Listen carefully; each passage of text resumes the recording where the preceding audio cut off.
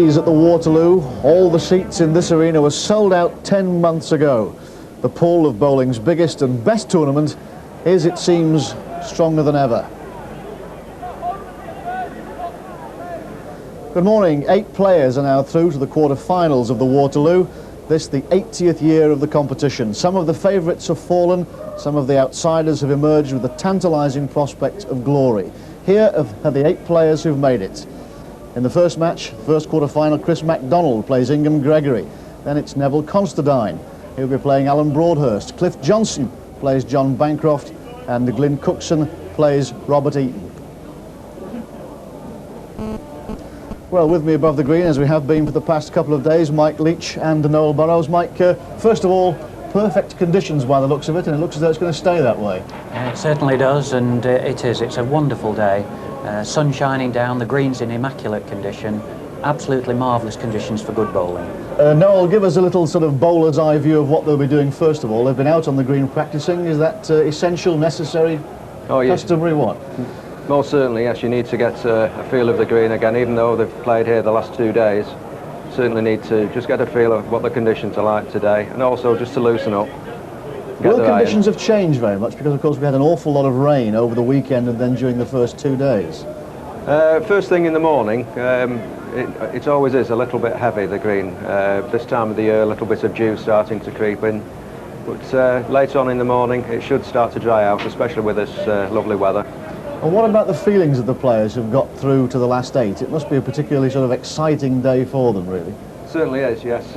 Each time I've managed to make it this far, there's always that little flutter inside the stomach. It doesn't matter how many times you get here, it always happens. It's a great feeling, great atmosphere. Yeah. It's often said, Mike, that the last 16 produces the best bowling because people have the prospect of getting through to the finals day. Do you go along with that? I think in many ways it produces the most dramatic bowling because the round of the last 16 is always the worst round of all to lose in. At least if you get to the final day, you've been there. But if you lose in the last 16, you can never say you've made it. So I think that's why there's a lot of drama in the last 16, but there's going to be plenty of drama today as well. What about the atmosphere? I mean, the crowd really get involved here, don't they? They're not quiet at all. No, I don't think there's any other game where the players have to play their sport with this sort of noise when they're trying to concentrate. And it's very difficult, and some can't adapt to it as well as others. You've seen the card, without going into detail at this point, you've seen the card for the last 8 today. I mean, it's a good lineup, really, isn't it? A good varied lineup. It is, and of course there's going to be a new name on the trophy, and that's important. And it's a very even card, and you can't say that there's a real outsider, contrary to what the bookies may think. Noel, the holder, Brian Duncan, of course, is not here. He's won it 3 times. I mean, he'll feel a bit regretful, surely, about that. Yeah, I think Brian, you know, obviously the last 2 years he's won it. A marvellous achievement, and he'll be the first to say good luck to whoever gets through and wins today. I said to him at the end of last year's final, I said, for goodness sake, Brian, give somebody else a chance next year. Does a little bit of the glory wear off if you won it 3 times, do you think? Probably not the same as the first time you win it, but nevertheless it is the thing to win. Yes, I think, like, I mean, just to make that point, to emphasise that point, I mean, it's the tournament, it's the championship that all bowlers really want to win above everything else, isn't it? Oh yes, it's the most prestigious event in the bowling calendar, and there are so many good players who haven't won it, and obviously there aren't enough tournaments of this calibre to go around. Good. Well, can we now take a stroll through the players who may well win it, the last 8 players, and we'll look at them in pairs. The first match of the day, MacDonald is playing I Gregory. Mike, how do you see that one? Well, this is a very difficult game to judge in many respects. I have just a sneaking fancy in this game that I Gregory may win. He's just the outsider on the betting, but I think he may just settle down a bit better. First game of the day, a lot of activity around the green while they're playing, people arriving, and I think he may just adjust a little better than his opponent. You go for I Gregory in that match. Noel, do you agree? Not entirely, no. I've played MacDonald a couple of times this year, and he's absolutely murdered me. Played very well indeed, and once he gets hold of that jack on some of the short marks that he plays so well, he absolutely wraps them round, and I've got to go for MacDonald. So you go along with the bookmakers. MacDonald quoted at 5 to 1, I Gregory at 10 to 1. Fair prices?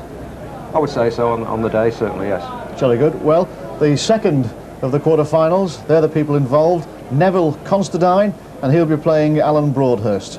Right, Mike, a look at that one. Well, these two players, of course, were involved in what were probably the best matches of the last round, and both of them played marvellously. Neville played a wonderful game throughout his game. Alan played a marvellous game the latter half to recover from so far behind against Vernon. I have to say, if Neville Constadine can repeat yesterday's form, I think he'll win the tournament easily. But of course, it's another day, and this is a very tough game to predict. The bookmakers just make Alan Broadhurst favourite, and I'm conscious, of course, that Noel has tipped him for the tournament, so I won't go against that. But I think if Neville plays like he did yesterday, it'll be a marvellous game. I don't suppose, Noel, that you've really seen anything, having tipped Alan Broadhurst for the title, to change your mind, really? Not really, no. He played a marvellous game yesterday, Neville Constadine. I can't see him quite repeating that. If he does it, he will certainly go through, but I don't think he'll repeat it somehow. Do you think Alan Broadhurst's game against Vernon Lee, that dramatic match, an amazing comeback that he made, do you think that will in some ways have taken it out of him? I don't think so. I'm a great believer, especially in this tournament. If you have a very hard game and come from behind and win, you've got the hard one out of the way, and the rest of it might be that bit easier. Could it be, Mike, that Broadhurst is now thinking that his hardest game is behind him? Well, he'll certainly have a positive attitude about yesterday's game. He will think that he's recovered from a seemingly impossible position, and he's still on the green today. And as Noel says, he'll regard that as a major achievement and a stepping stone towards the title. So, the next of the quarter-finals, the two players involved, there they are. Cliff Johnson, the outsider, and he'll be playing J Bancroft. Mike, that one? Yes, according to the betting, it isn't a game at all, but I think it may turn out to be a lot closer than that. I have the greatest respect for J Bancroft, and certainly he's played really well. Again, he's recovered from a seemingly impossible position, 20-16 down in his last 16 round. So he must again have a positive attitude, and he'll be confident of victory. Cliff, well, he said yesterday he hasn't been playing that well in his own estimation, and he'll regard that as a good sign, because to get to the final day without playing well is remarkable, and if he finds some form, it'll be an excellent game. Yes, no, of course, yesterday J Bancroft beat Richard Everett by the widest margin of the competition, really, 21-8. Do you think that will give him confidence, an easy game, a nice stroll through the previous day? It will certainly give him confidence. John's an experienced player. He won't be under any illusions as to his task today. I personally think that he'll get through this first game today. I've got to say that as well, because he gave me an invitation to his wedding reception last night. So. Vested interest. Yeah. And the last of the quarter-finals, and probably the most intriguing one, really, Glyn Cookson plays Robert Eaton. Now, Glyn Cookson is the favourite, 5-2, the favourite to win the title. Robert Eaton quoted at 5-1, but he was the beaten finalist last year. And of course, Mike, Robert Eaton has a handicap now, hasn't he? He certainly has, yes. I go along with you there, Richard. I think this is the most intriguing match of the 4 quarter-finals, because Robert Eaton continues to impress as a young man with tremendous quality and tremendous potential, and obviously feels quite at home here, plays really well. I'm marginally surprised that Glyn Cookson is favourite on the betting with such a difficult first game to get over. And Noel, you know Glyn Cookson well, of course. 5-2. Won't bother him really, will it? Oh, it won't bother Glyn at all. As regards to who's going to win, I'm going to pass on this one, I think. It's a very, very even game, in my opinion. Yeah. Glyn's a very calm, cool player, though, isn't he? Doesn't show any emotion, seems to be confident, really. Yeah, but they're very much the same temperament. They both come from the same area of the country as well. It's very, very hard to choose between them. Yes, it seems almost as though when you see Robert Eaton that he's just grateful to be here again, really, isn't it? Well, it gives that impression, yes, and it's a wonderful attitude to have. But possibly one factor, he may well, of course, have been growing up in an area where Glyn has been regarded as one of the senior players. Glyn's not so old, but he's obviously senior to Robert, and that might just influence Robert's thinking on the day. Gentlemen, thank you both. We'll be back with you shortly, but first of all, let's have a look at the profiles of the men involved in this first quarter-final match in the Waterloo of 1988. The players involved, first of all, Chris MacDonald. from Wilmslow, 23 years old. In the 7th round, he beat Dave Clarkson. In the 8th round, he beat Malcolm Cook, 21-13. And this is how Chris MacDonald reached the quarterfinals.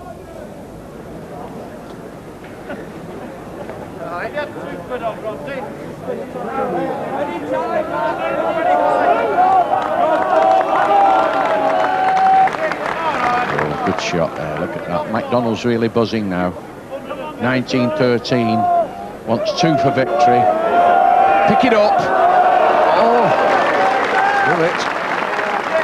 Gone in, the blue ball. One of the Cook specials, right off the top menu, that. Stopped right by the jack. MacDonald now looking to dislodge this ball if he can. Not a million miles off, very, very close. It's done it. It's done it. Nice game. Oh, that was excellent ball there from MacDonald.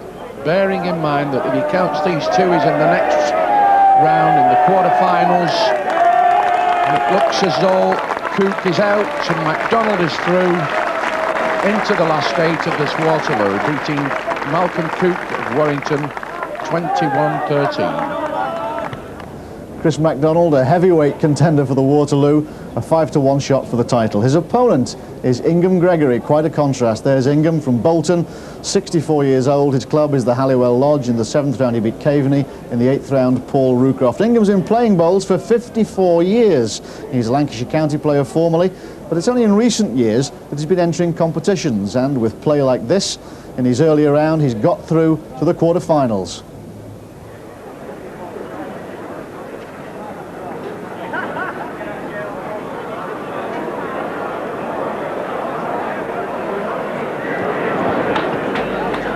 We saw J Bancroft yesterday recover from 2016 down. And 2014 certainly not impossible to recover from. But Paul's going to need to put him a lot nearer than that.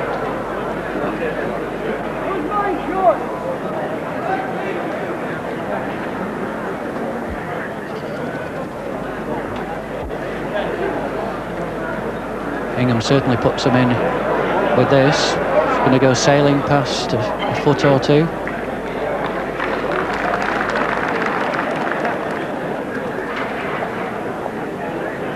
This ball to save game. Wade in for me, this is going to go by and out, and Gregory goes through.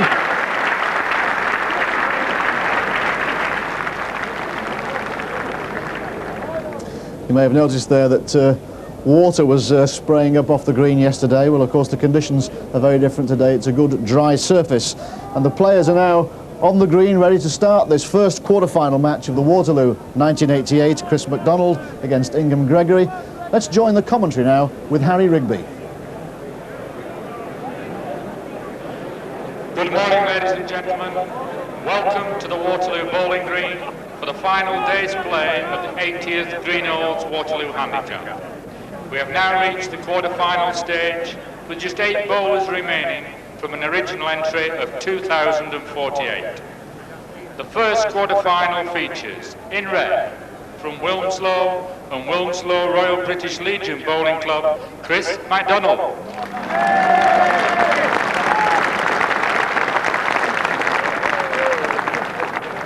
And his opponent in green, from Bolton and Halliwell Lodge Bowling Club, Ingham Gregory.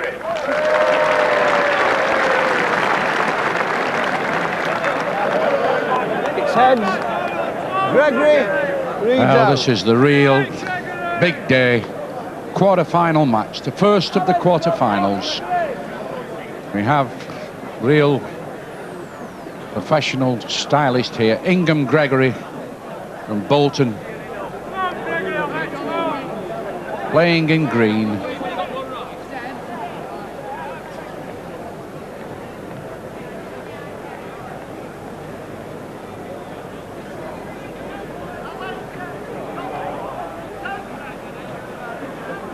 There's his opponent, Chris MacDonald from Wilmslow in Cheshire.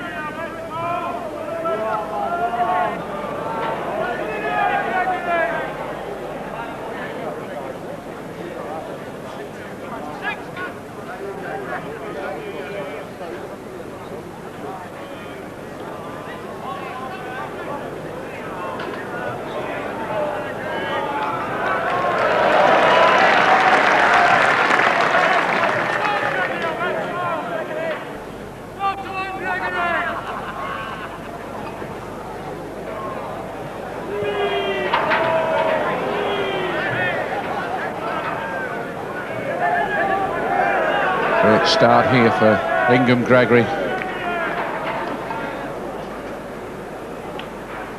Not only been playing bowls a long time, Ingham Gregory, but been playing bowls well and at top level. Not likely to flap at all because the pressure's on now. He had an excellent start there.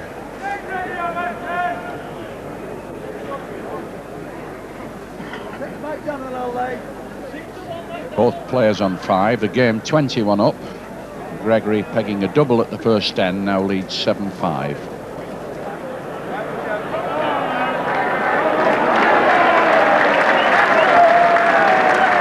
Nothing wrong with that.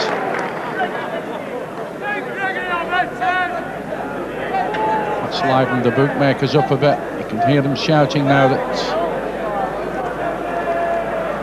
Gregory to start on anybody is enough to shift the odds around a little bit towards the other man. Chris MacDonald.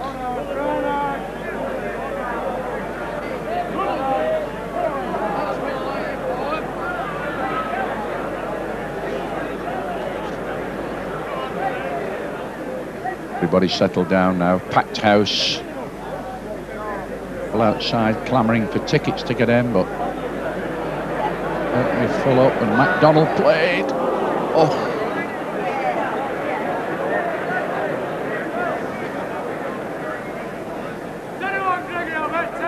One more to Ingham Gregory. Excellent start from Gregory there, Mike. Oh, marvellous 2 ends for him. It's very important in this first quarter-final to get off to a good start, get comfortable, send in the jack. And Ingham's, of course, right on the mark that he favours. Into this corner, thumb peg.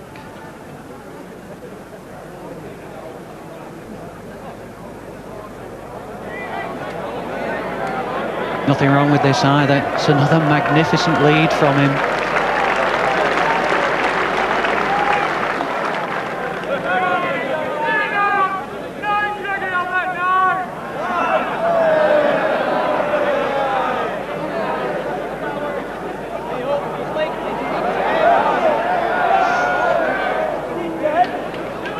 Well, he's nearly beaten it.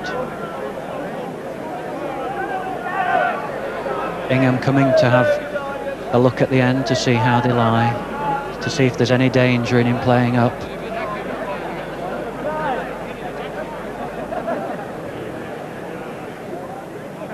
Critic there watching this very carefully. MacDonald certainly thought that ball had a bit of a chance coming down. Just died. Matter of a few inches short. 2 terrific balls over the distance. Gregory certainly not being hurried up by anybody. Good concentration. No doubt quietly enjoying himself, Mike. I would say so. It'd take a lot to get Ingham rushing about the green, but he's determined. He's had a good look at the end. Chris has had to wait while he's done it. Just puts that bit of extra pressure on the younger man, the one who may not be quite so used to the big occasion. And Ingham's left the crowd in no doubt that he intended to play short there. He didn't want anybody thinking that was an accident. But it's not in the way, it was meant to be. Chris MacDonald after this, right on the land, every chance. How's he going to hit his own ball? Well, he's unlucky. It's a good brave try by Chris MacDonald. Not the best of fortune as it turned out. Left Ingham Gregory still counting 1.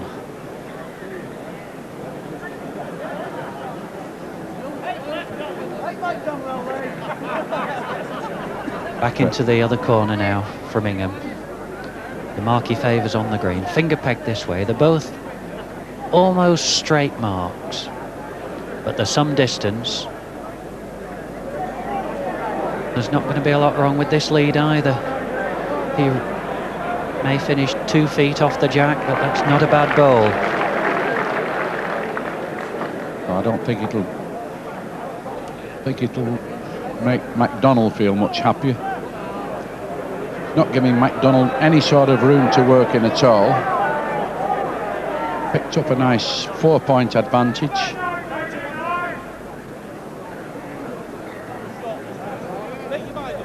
Playing the jack a long way.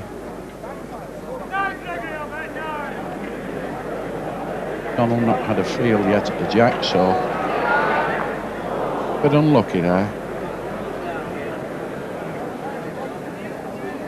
I'm shaking his head, can't understand how on earth that would pegged up enough to run into MacDonald's bowl. Now this is different land. Will it come up enough on the bottom side, and will it run? No to both those.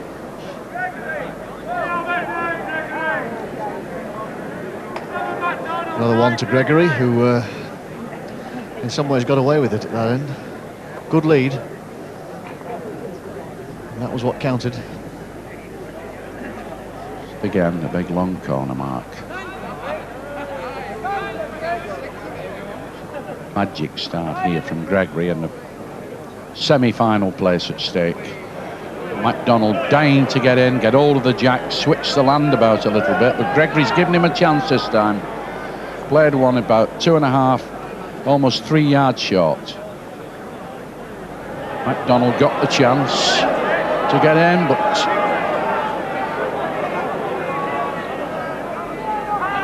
give up. Had a chance there, MacDonald didn't take it. He might almost certain to improve with his second ball. Just slightly underneath the jack, but will now peg to it, and it's a big improvement on his other. And this is what happens, of course. Chris MacDonald now under enormous pressure. Been given a slight chance, didn't take advantage, and now he's looking at 2 down again.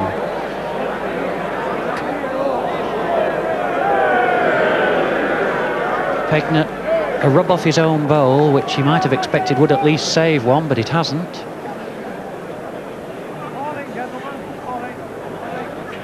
It's a dreadful start for Chris MacDonald. There's the extent of the damage. Ingham Gregory 12, MacDonald 5. Disastrous. It's disastrous. Because this man Gregory's not likely to let the rabbit get away this time. He's got a good handy lead. Got away with his one loose end there, really, for him. And MacDonald now really struggling.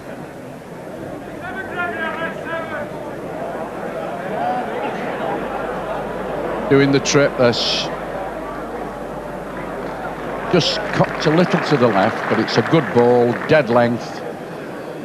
Look a lot nearer to MacDonald. Got an easy piece. Can't win. This is just a different mark from the last time when he came down in this corner. He's just set the jack a little higher on a piece where they do peg away, and this is a much harder mark. And Ingham's lead is an excellent lead. Again, you can see the ball coming across, now pegging up, but it's going to peg up enough to lie to.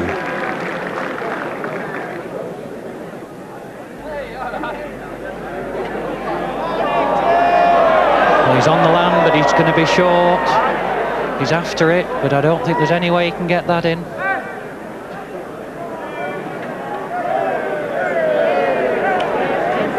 So 2 more to Ingham Gregory. Streaking away with it, 14-5. Unbelievable start, really, Richard, this.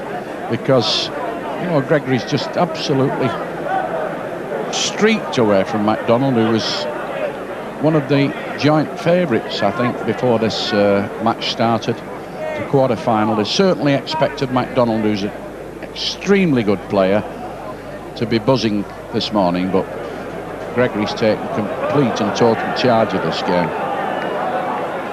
And again, a wood right on the land. That'll look a marvellous wood from where Chris MacDonald is. Has to reach, he has to pass it. Well, he's done both those things, but will it stop in time? It's trickled past, gone out.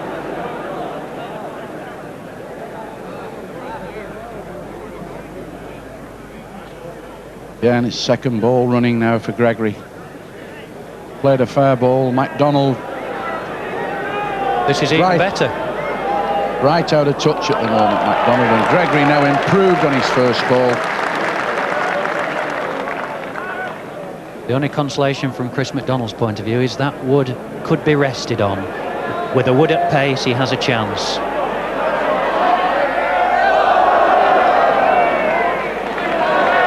Well, he's thrown the mat down in disgust at his luck. But he's counted the end, and fortune has certainly favoured him there. Now then. Perhaps we'll see a match now. Yeah, 6-14. 8 chalks at the back. We've seen 1 or 2 major recoveries on here. Can MacDonald do another one? He's altered the land immediately. He's played a round peg mark. Made a fair lead. Live and let live ball. There's plenty of room. Gregory now. Smack on the road. Pegs a little. Stops. Gone in. Certainly won it.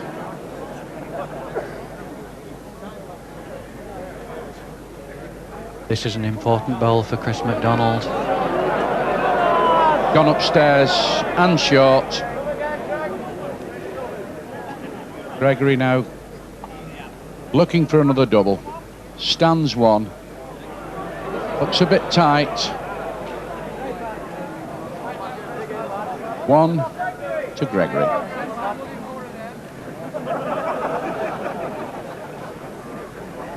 Chris MacDonald very highly regarded by his fellow players.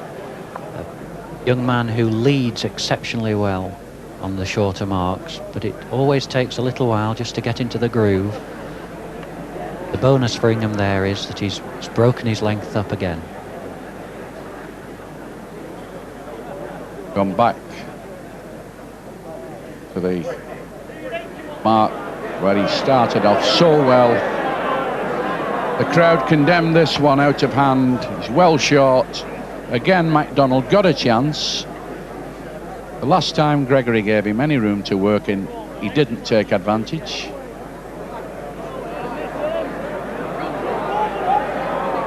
Just crept in and run up to the jack. A fair ball, good wood. About maybe 6 to 10 inches short of the jack. Gregory got this one to beat. It's in the bottom again. Can't win. Well, Mike, after the flying start that he made, Gregory, it's a little bit... I think we can allow him them 2 balls. Well, I think so, though he won't be very pleased with himself. He'll be very pleased if Chris MacDonald doesn't get another. But it's just scraped in. But a very lax end. We saw yesterday that at one lax end, when you're well ahead, can soon start a run for your opponent.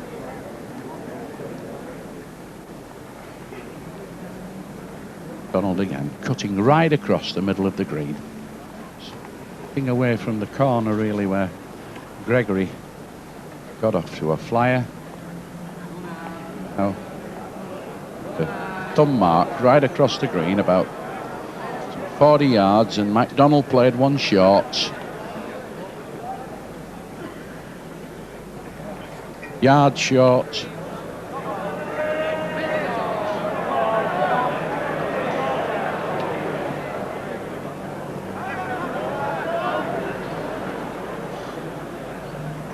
Gregory in the green. MacDonald up again, looking to play a good ball here. Picked to jack up, he's all right. I don't know who's on really there. It looks as though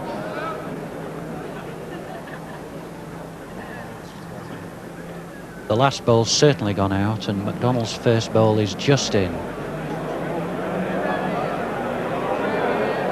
This can only win if it misses, and it can't.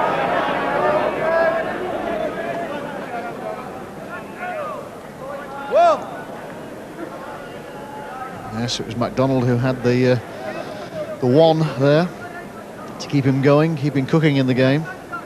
yes, Gregory could have done just nipping a couple of inches of stop there. It may have been enough. Tap the ball in. Died, and that for MacDonald was a little bit of luck, really. Needs a few more chalks to get back on terms with Gregory. still trailing. Slipped up here. Interesting tactics from Chris MacDonald. Tried the short length down the side of the green, and now he's playing a length of about 40 yards, which is more the sort of length that Ingham normally bowls. That's the nearing. He's put that down very light. MacDonald giving him a field to get in. Just bang on the road. MacDonald now got to get in and count. Wins it with this. This is a fair ball. Good ball from MacDonald. Gregory might try and get that one out. MacDonald on his way up. There's Gregory now down to play the ball. MacDonald stands one. Indicated he's going to strike.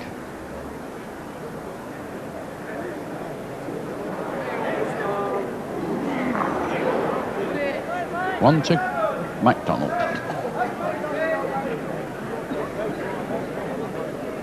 Well, things are looking a little more hopeful now for Chris MacDonald. He's managed to patch a few chalks together. 5 down at the moment. But he'll be feeling a lot happier than he was early on. I think one of the reasons here, Mike and Richard, that, you know, it's the flying start here is so important. It's a 21 up game, but they've both got 5 apiece on the card, so it's a 16 up game, and somebody gets about 6 or 7 chalks to begin with, you're in all sorts of trouble. MacDonald's played a fair ball now. A little bit more settled and happier to think that he's not going to get clean plated. He's back in the match now. Wood here with a big chance. Excellent ball from Ingham. Just starting to need to score again, Ingham, before Chris MacDonald comes too close to him. Chances. Like chances. Good ball. Front toucher there from MacDonald. And Gregory now got to do it again.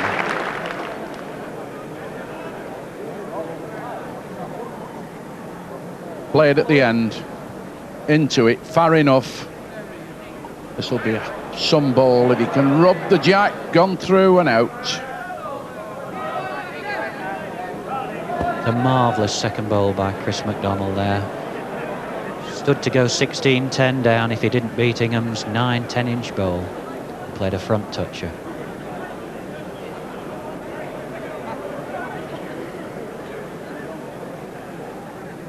Again, electing to go towards the corner, just out of it.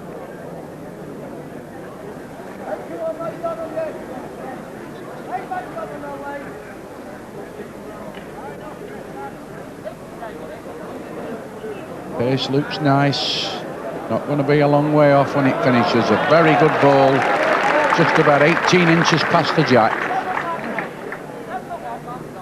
Gregory now got that one to beat.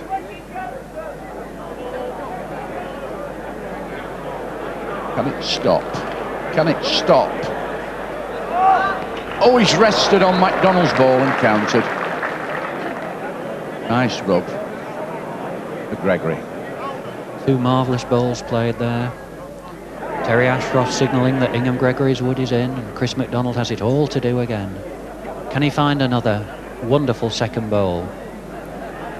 Certainly on the land. And he's certainly far enough. He's done it again. Another front touch in here. Brilliant ball. MacDonald, the pressure ball that. Gregory just got the lie on MacDonald's ball to count the end, and then MacDonald up with the second. Gregory looking to touch this jack. Anything run on the top side and gone. Ingham will be wondering what he has to do now. Yes, it's quite a change for Chris MacDonald there. I mean, he began this match looking as though he'd never seen a pair of woods before. But what a different proposition he is now. This is why he's so highly regarded. He's a magnificent bowler with the jack.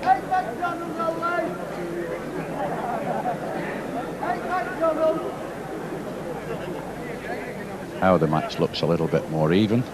MacDonald's tidied the scoreline up a bit now, 12. and Gregory 15, just 3 in the match now. MacDonald again played a fair ball. If he's on a road, this won't be a long way off the jack. Roundabout, almost a length. Pace looks right. Gets the road, pegs a bit, it wins it this. Can't lose. Done a MacDonald on MacDonald there. He's played a ball about, well, 6 inches away from the jack. Can't believe that Chris MacDonald is actually going to play to beat this. He must play through at it. He's changed his peg. Quite difficult to change your peg and play through, but he's going to be close. He's flicked it. Counted the end, possibly. We're going to have a look. No, it's a funny lie there, Mike, isn't it? They're both almost dead level, but he's got it. He's done the trick. A little bit more room between the ball and the jack, but Gregory now has got to come and plant one anywhere in front of those 2 balls to count the end. Won it. Won it. A good ball again from Gregory. That's a real pressure ball again. Chris MacDonald slapped his thigh there, not in irritation, but as a tribute to Ingham's marvellous second ball. Ingham had his excellent first ball beaten, had it to do again, and did it again. Now it's back in the corner. Gregory's piece, not full corners, at 10, 12 yards out of the corner, but he plays this mark really well. Gone a little bit over, but not much. Big yard by MacDonald with that to beat. Comes down the hill, swing now, peg to the right, run on a bit. They've just won it, that. Not a lot in them. Asking for the referee again. MacDonald's ball on the right. Very little in these. Just like that. Well, he's tipping MacDonald's. He only likes it. Hasn't said it's on.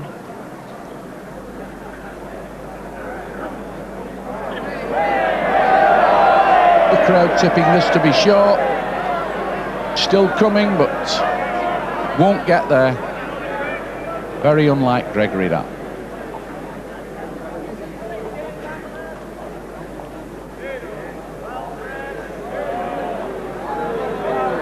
But I missed the short ball and gets another.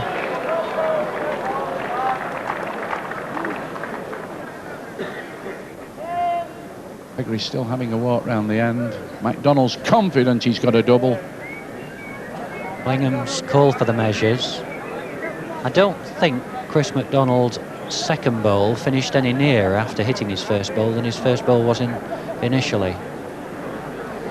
Yes, that's true, but Terry Ashcroft, the referee, had already said that he fancied it. He's not moved it, so it must be in with some sort of a chance. We'll soon know. Get the string on. MacDonald, whoa! Huh? Just how it happens. Good job, Terry didn't say you're definitely on. That's... Well, I think Terry can safely claim that the woods weren't in the same position as when he judged them in the first place.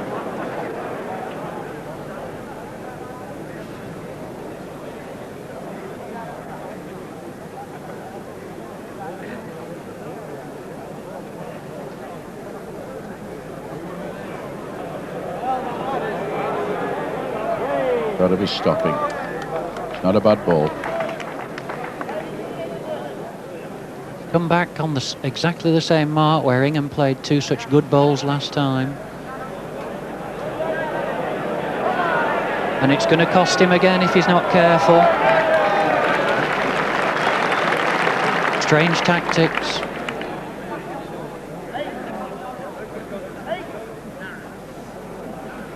He's played through. Played through, but he's narrowed.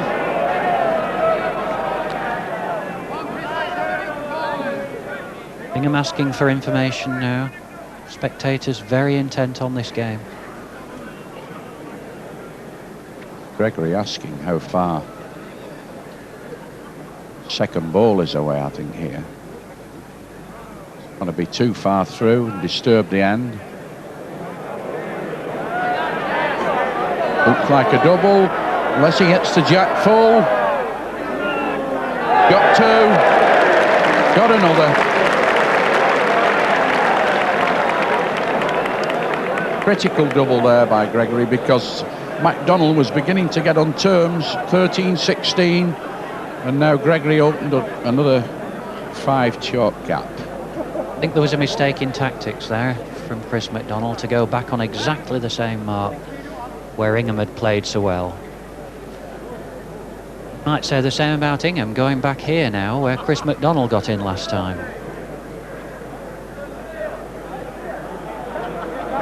Of course, Gregory set off here early doors, Mike, and got a few chalks, so I think he's confident now he can handle it. He's made a good lead.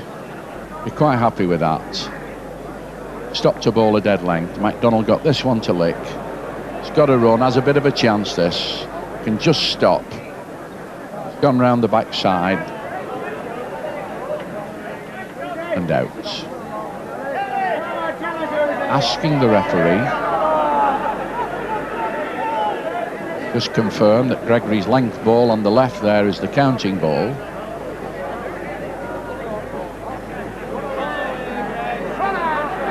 Shouts from the crowd to run hard. Question is, will it make another? Very important for Chris MacDonald to know whether or not it's 1 or 2. He's asked Terry to tell him. Terry says it's only 1.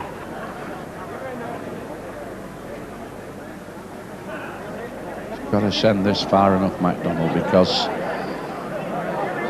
if he doesn't win this end, Gregory's going for game. Touches that ball, he's made another. Oh, that was rough for MacDonald. And Gregory now counting a double, standing 1 off victory at 2013. Place in the semi-final, should he win the next end. MacDonald now paying the penalty for making a bit of an indifferent start, but Gregory played really well at the commencement of this tie.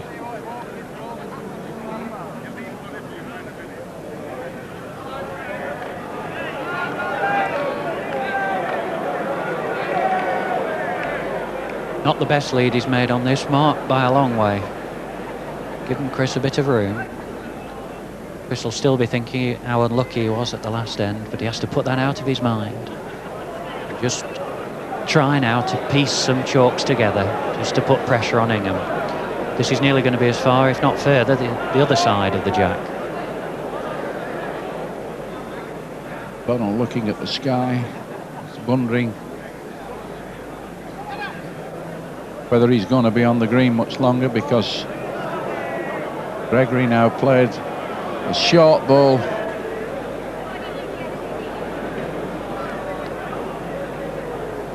Well, has to beat these to stay in the game. The crowd will soon tell him, if he doesn't know already. Certainly far enough. Just stopped in, I think.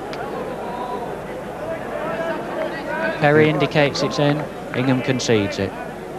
Yes, he saved it. Just kept the lifeboat afloat there. MacDonald is still struggling. 6 chalks behind.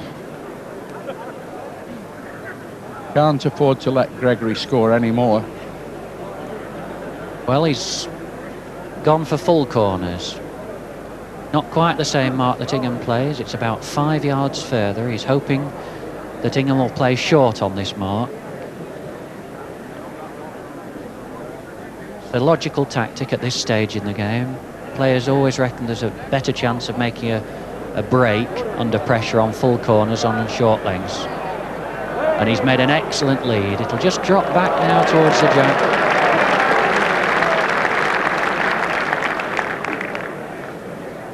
Got to roll a few of them up.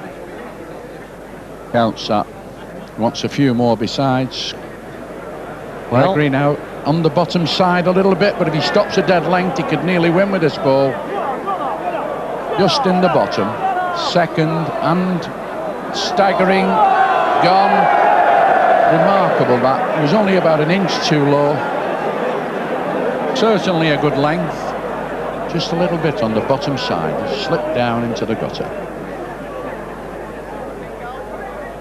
Ingham, I don't think, could really believe that that actually went off. It was a marvellous length, just a fraction low. It looked as though it had almost stopped once, and then it suddenly started to stagger. And the weight of the ball carried it into the gutter. Ingham's job now is to make sure that he beats that short bowl. Be a remarkable wood if he wins the end. And his length's right. Doesn't like it, MacDonald. He thinks it's got some sort of a chance, but I think it's pulled up. No reaction from the crowd, so I think MacDonald is on. Could have been a big cheer there. One.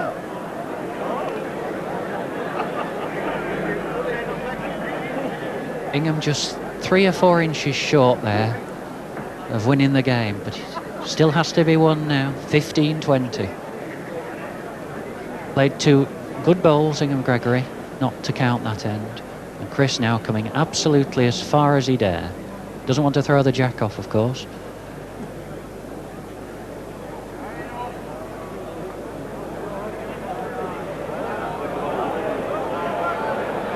You can see this is a marvellous lead. Beautiful that. Just shunted the jack. Smack on the road. Wants about 6 more of them, MacDonald, and he can get a place in the semi-finals. Don't forget, Gregory only one off victory. Just gone. Another good bowl from Ingham, not to be counting this end. It's no more than 2'6" off the jack, and he's not in. But he's making Chris MacDonald have to play excellent bowls to count. Trying to run that in, trying to make it get another. Only one, says Terry. The danger is Ingham could make him 2, because that second wood's right on the land.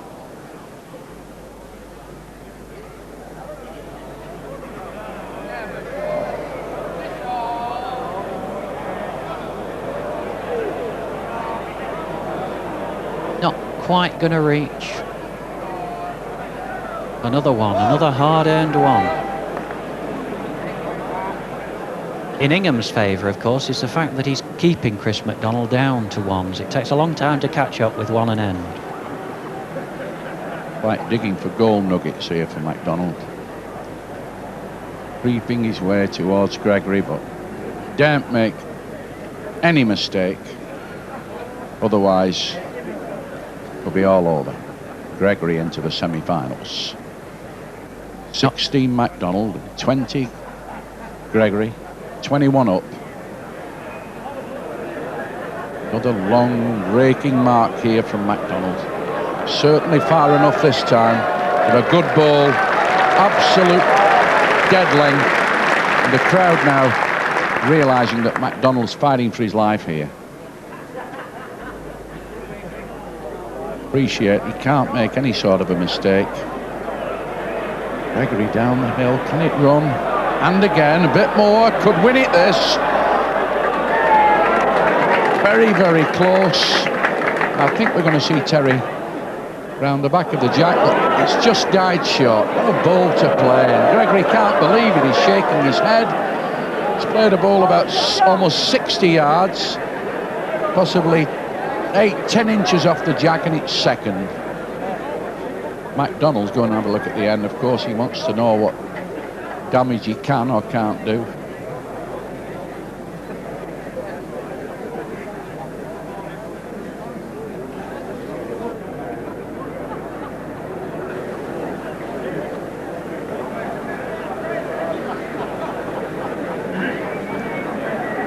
Ingham now just telling the crowd how unlucky he is and how he can't believe that his first wood hasn't won the end. He tipped his cap up. He was convinced he'd played a marvellous bowl, and it just stopped a fraction short.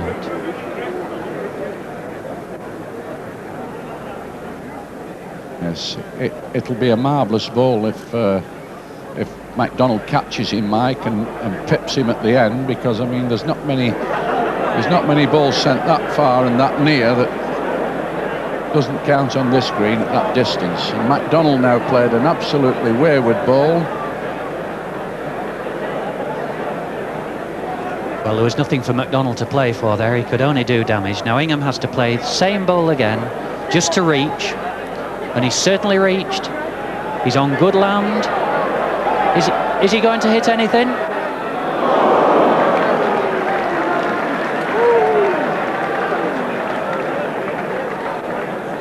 This is a tremendous recovery, because he's recovering despite the fact that Ingham Gregory is still playing as well as he was earlier in the game. Yeah, but MacDonald stepped his game up a couple of gears. I mean, after being almost overwhelmed by Gregory in the early stages, now MacDonald has started to play such brilliant fashion that it's taking Gregory all his time, even though he's still playing great stuff, to contain MacDonald's rally.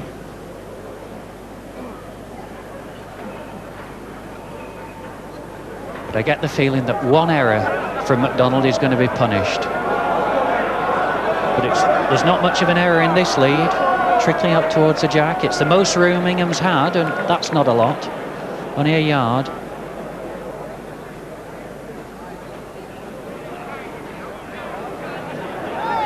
Well, he's reached.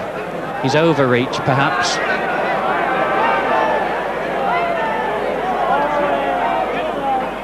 Now it might just have trickled out the other way.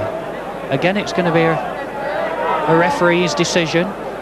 And again, Ingham's going to be disgusted if it hasn't won. This time he's in luck. Now MacDonald got to do it again now. Gregory lies game. Just beaten a marvellous ball. MacDonald, nothing wrong with the lead, really. It's got to be far enough, but the crowd tipping this with some sort of a chance. But he misses all, he goes out, it's shake hands, he's weighed in, Gregory. Counted the single after a remarkable match to beat Chris MacDonald from Winslow 21-17. What a wonderful game that.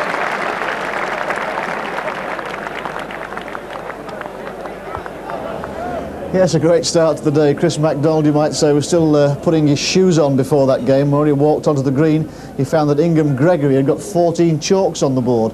Chris rallied really well, magnificently in fact, but by then the game was just about beyond him. Noel, I mean, Chris really had left himself too much to do with that dreadful start, hadn't he? Yeah, it just kept being short, so many ends early on, but Ingham Gregory was putting them there, getting very close balls, played exceptionally well early on. I suppose Chris will feel that he didn't do himself justice, I mean, because he started so badly, and yet in the middle of the game, and once or twice towards the end, there was an example of what a good bowler he is. That's right, once he'd got hold of the jack for a couple of ends, on a snaky mark across the middle of the green, he played really well. Even when Ingham beat Chris's first ball, Chris came up with a winner. What do you make of Ingham Gregory's prospects now? I mean, that was a very good performance by him, very solid performance, streaked off into the lead, kept his cool, won the game. I think the main important factor there was that he never stopped playing well.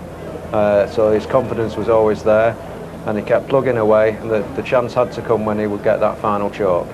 The bookmakers, of course, were proved wrong, because at the start of that, Gregory was 10-1, Chris MacDonald was the clear favourite of the pair at 5-1. I suppose Chris is going to be very disappointed with the way he started. I'm sure he will be. Anyone that gets beaten at this stage is very disappointed. But in the words of that TV pundit, it's a funny old game, isn't it? Yes, and what it means is that Ingham Gregory, of course, in the semi-finals will play either Neville Constadine or Alan Broadhurst. Now, they're both very fancied players, aren't they? So he's going to have a really tough match in the semi-finals. I think so. Man, you get to this stage, anyone can win. It's been proved so in the past, and Ingham's got to have as good a chance as anybody now.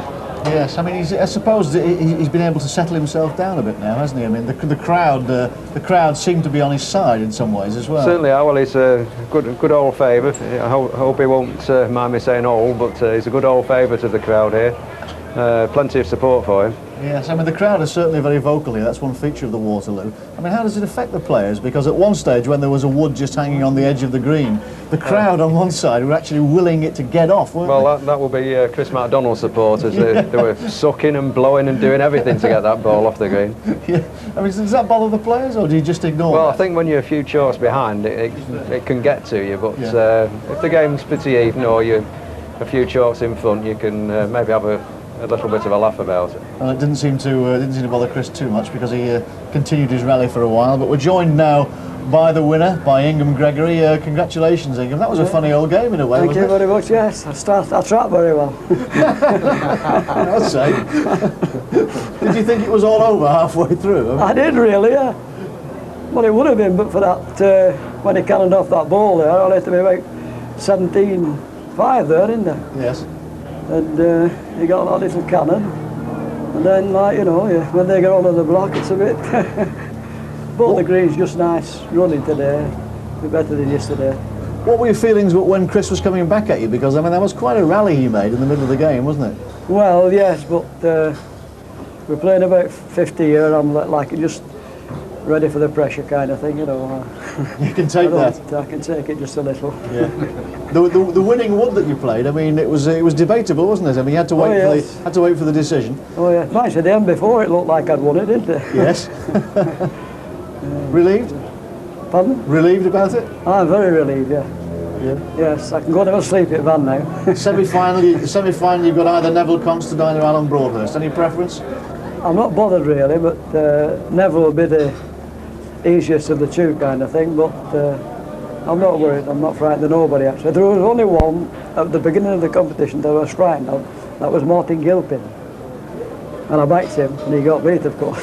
So, nothing to fear now. Well Nothing done. to fear. Thanks very much. Thank you. And so, to the second of the quarter-finals this year in the Waterloo 1988, the match that we were just discussing, because it's the player that I Gregory will have to face in the semi-finals. Neville Constadine will play Alan Broadhurst. Here are the players. Neville Constadine first from Bolton, 58 years old. The Bulls Head Club in the 7th round. He beat David Shepherd and he beat John Gurney. He's been bowling for 28 years and he has been, at some time or other, a Lancashire County player, but he was successful in the last 16 like this.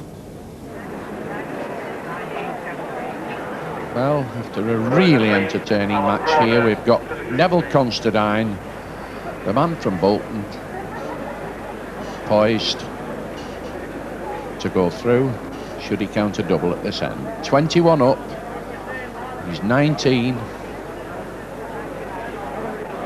John Gurney just at the back, 17. Well, good ball. Yeah, I'll be happy with that one.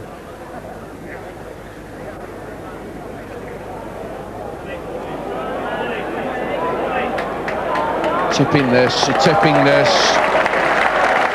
Oh, what a great reply. Refusing to go under this man, Gurney. Both these men have played some really cracking balls in this match. Neville just wondering what to do about this situation. He daren't be too far. He could slip by and knock his own ball further away.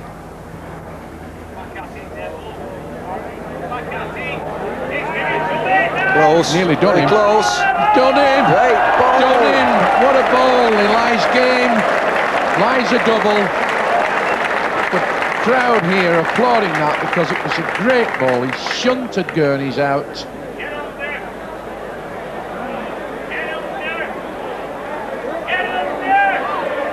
Neville wafting this away. Wade in. Wade in. What a great finish to a great match. Shaking hands with Terry Ashcroft. Neville Constadine of Bolton has won through after a tremendous game with John Gurney from Northwich, 21-17.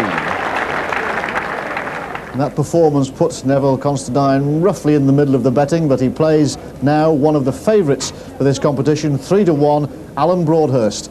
From Wigan, 30 years old, the Rivington club. In the 7th round he beat Paul Payton, and in the 8th round, that magnificent match against Vernon Lee, Alan Broadhurst, 19-year bowling career, a Lancashire County player, and he of course was the beaten finalist in 1979. He's on his way again.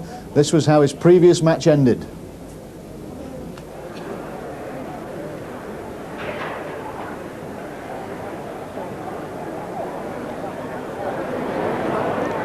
gone into the distant horizon. He's got it in again. No, it's not off this time, is it? Right in the corner, just where he wanted it. Beautiful delivery. He's after it. Spot on the land. Spot on the land. He likes this. It's going to be a front toucher for game nearly. What a ball! Brilliant. Absolutely brilliant. If this man comes off winning this match, it's one of the biggest escape stories since they dug the tunnel in Colditz.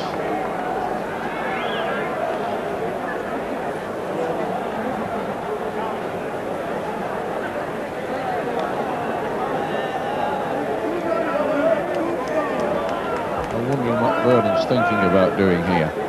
He's thinking about whether to strike with his first ball, I think. No, not do that, Mike. He's played it.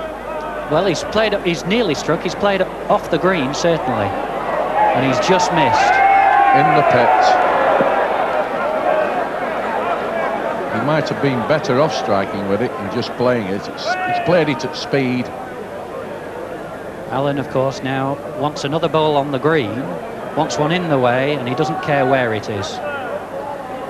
I don't think it is in the way. Now, if Vernon plays the same ball at the same speed as last time, if he can hit Alan's wood absolutely plumb, his own playthrough wood actually stay on the green. That's all he can hope for. Well, that's how the game stands. Now, Broadhurst. He's not played as far through. Has he reached? Has he reached? Weighed in, Broadhurst pulled off a remarkable victory. Pegs a single, comes from way, way back. At one stage, losing 18-8, and just gets home 21-19 against Vernon Lee Blackpool. So the next match, Constadine Broadhurst. You know who they are. In a moment or two, they'll be introduced to the crowd around the green. And to this morning's second quarter-final, ladies and gentlemen, which involves two gentlemen who were involved in tremendous games yesterday. First of all, in yellow, from Bolton, in the Bull's Head Bowling Club, Neville Consterdine.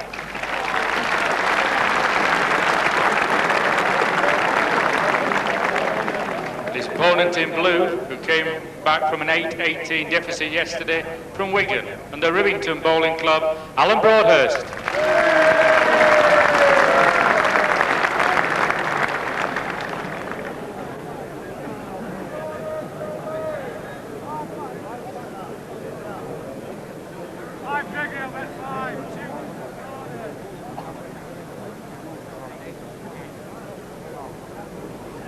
First end of this second quarter-final.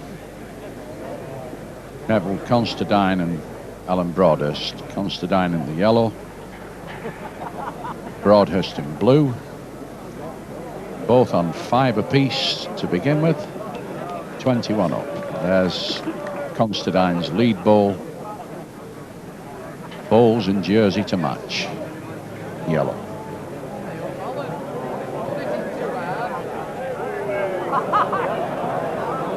Just gone out.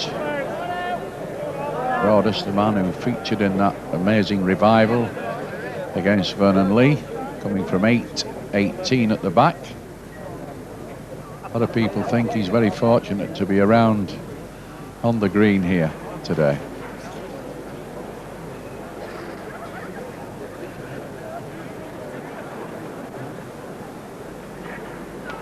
With Constadine.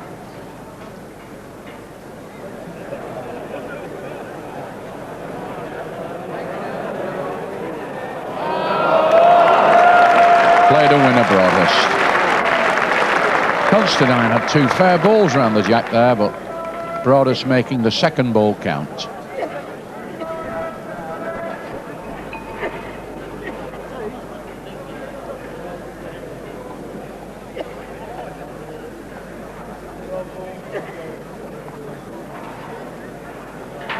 All in all, there's a lad here leading the jack out, Alan Broadhurst from Wigan. In blue. Bit fortunate, something, to be around in the quarterfinals. Well, I felt that yesterday that he kept his head very well under tremendous pressure. In front of this big crowd here and 18-8 behind, you've got to have some guts to come back and win.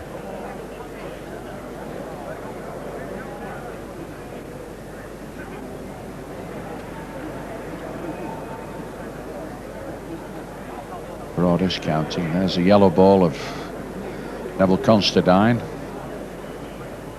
Comes from the same town as the last victor we saw here, Ingham Gregory, both from Bolton.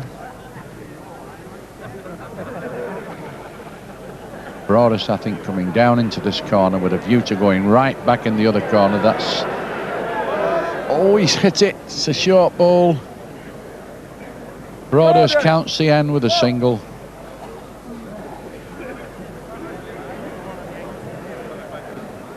Would expect to see Alan going straight up into that opposite corner where yesterday he beat Vernon Lee.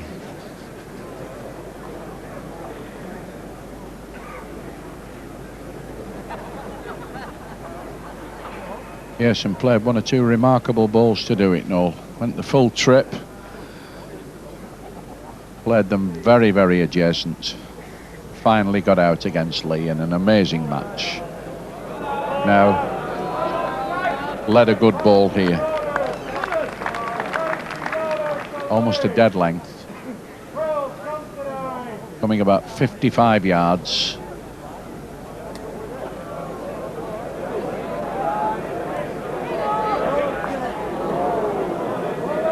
Little bit unlucky there, Constadine in the yellow. Certainly played a very good ball, but he's left Broadhurst on. A rub in the right direction there, and the yellow ball could have gone in, but Broadhurst still counting. Looking a bit dangerous, this Harry.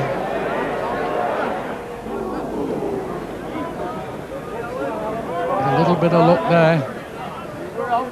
Twirls the yellow ball the other way, he would have made it.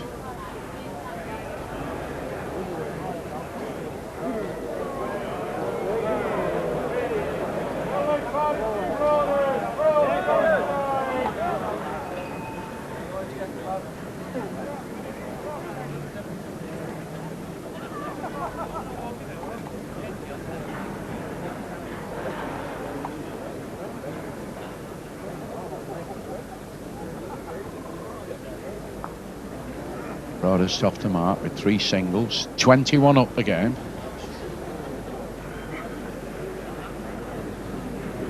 Good start by Broadhurst, but Constadine never been far away. A little bit unlucky not to count.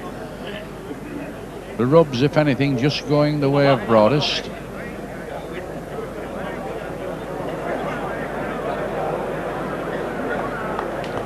Well, it's here again. Excellent ball over nearly 60 yards.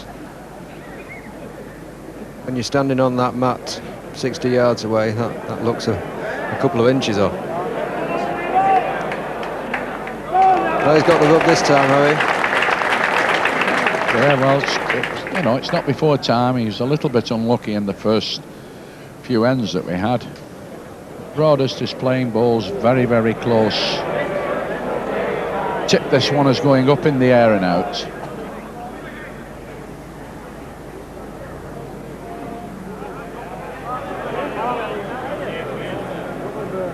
Oh, he's cut this one a bit fine. Peg away at the end, away to the left there. Just a single.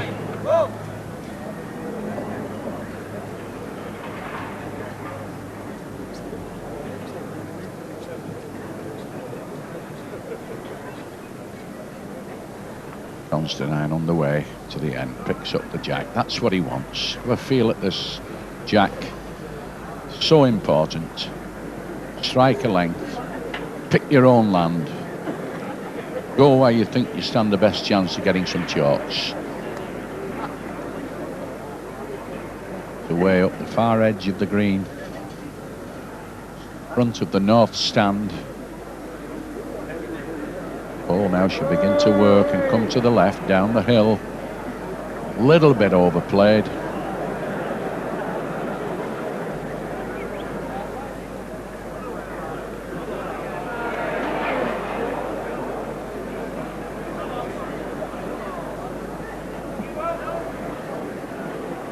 Broadhurst smack on the road there, but if anything, just died short. The yellow ball at the back is the favourite.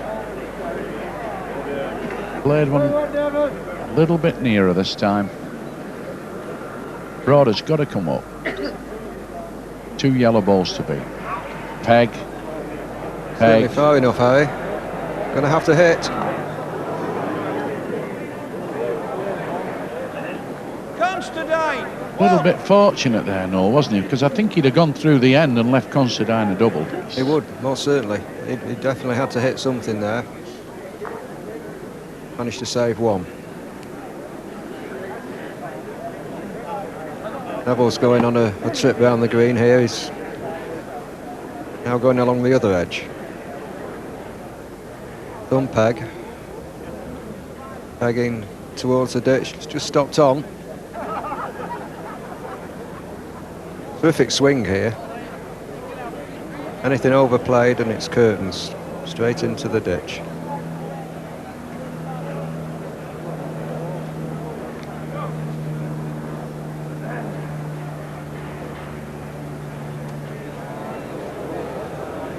Gone. Gone if he misses that yellow ball. Oh, very, very lucky there. Very lucky there, Broadhurst. He'd have certainly gone in the ditch if he'd have missed the yellow ball. Now Constadine got to do it again. Nice road. Beautiful road. He'd win it this if he comes down the hill. He's hanging at the back. Lies down, a chance. First ball.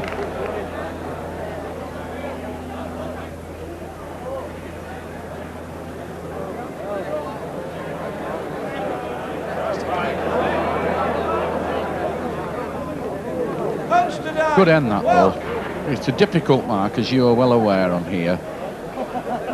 Well, they've both given the balls just that little bit extra green to work towards the jack. The balls, of course, being heavier than the jack. On a swinging mark, the balls will normally peg that little bit more.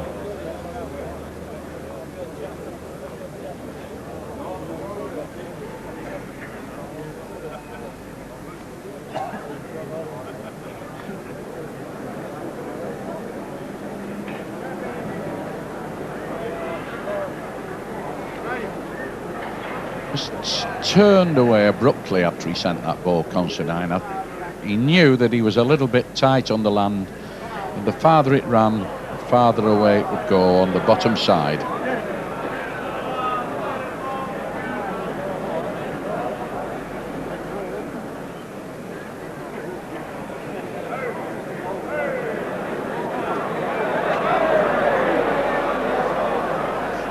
Oh, bad second ball that from Constadine. Broadhurst one on and almost certainly going for the double here. Be very surprised if he doesn't pick 2 up. He must change his peg here, I think, Harry. He doesn't want to be knocking that yellow ball in. Is he far enough?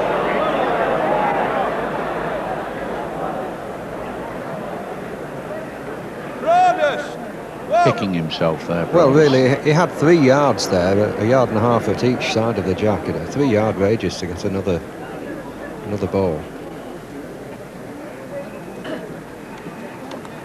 Yes, he may have a little bit of cause to regret that before this game's over. He might need that. If he gets to 20, you'll remember that ball. You get beaten 21-20. You have nightmares about the times you could have got to.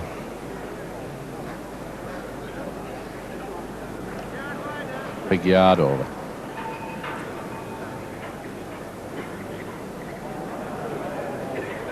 Not an easy mark this, Harry, across the top of the crown, finger peg. Yeah, and they go a long, long way, don't they? And peg very late, swinging all the time. And it's not the easiest of things to get a good length ball here. Well, Allen's changed his peg here, coming the straight way. That is, in fact, a shorter way. Therefore, the ball doesn't have to be sent quite as hard. Played well. Good adjustment, changing his peg and the difference in length right up to the jack.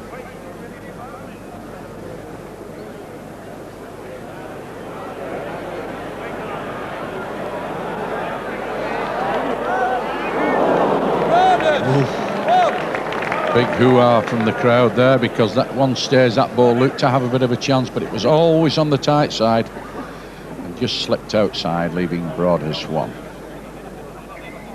Those vital touches going against Neville Constadine at the moment.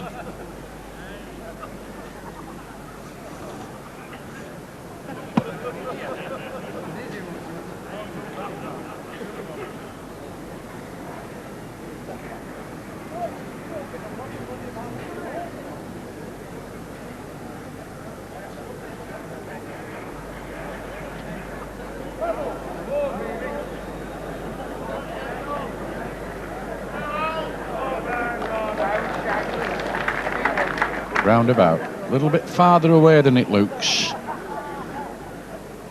2.5 foot overplayed, really, though it looks a dead length from there. Got to be stopping. Go out now, just round the back and gone.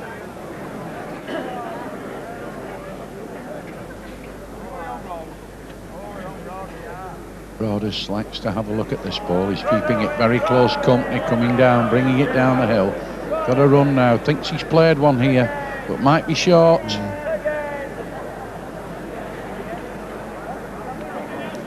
I think Alan's been taking some dancing lessons off Vernon Lee yesterday. Well, he saw enough fancy steps from Vernon, so hoping to dance his way into the semi-final. Just like Alan for 2 now.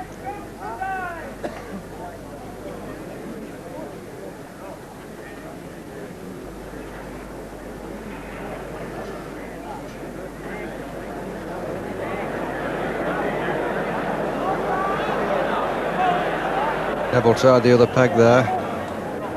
Might have just been successful. Broadhurst likes his own. He's just had a good, confident look at the end. I think we may well have a measure here. No, Constadine quite happy, relies on his own judgment and concedes 1 to Broadhurst.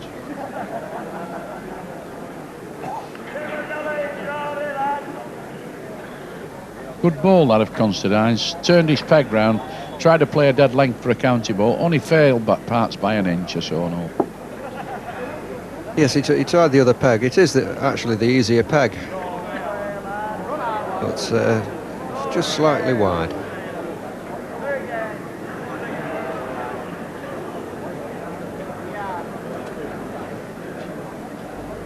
Broadhurst sending the jack a long way, played 1 or 2 balls round about, but he hasn't really struck the sort of length he's looking for. He's still a big yard away. Just creep in this one. Good ball this from Constadine. I think we'll see Alan change his peg again here. No, he's not. He's going to try and come round his own short ball. Yeah.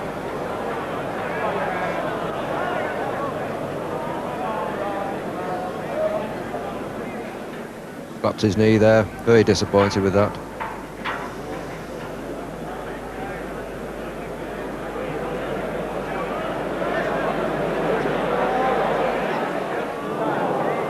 Constadine, well. No harm done by Neville Constadine, just bumping into Broadhurst Wood. Counts 1, well played. Well, he's not had the best of luck, Constadine, Richard, has he? I mean, he played a fair ball there. It gets round the other side, gets another, but it didn't. You know, that's the way it happens sometimes. It just fell the wrong way. You get the feeling that that Broadhurst is sort of hobbling along without any fireworks. There it goes. Oh, that was a bad error, that, from Constadine.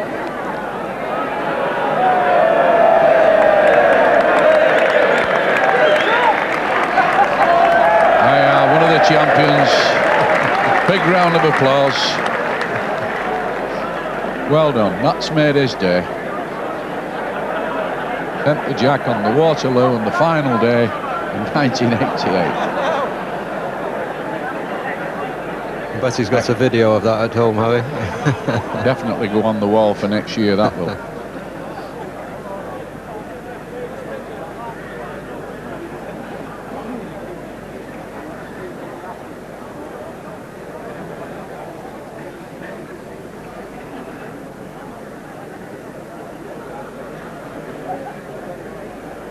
Broadhurst come out of the corner, gone the same area of land, but pulled the jack away about 10 yards out of the corner.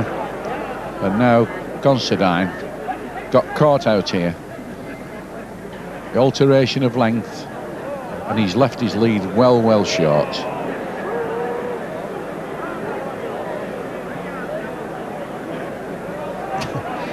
The crowd jeering the first two woods, really.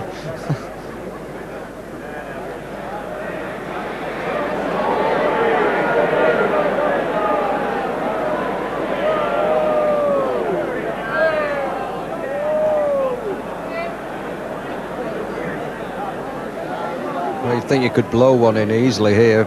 It's surprising how difficult it can be sometimes. Must win it. It's labouring a bit. Well, it's just gone in the frame, that.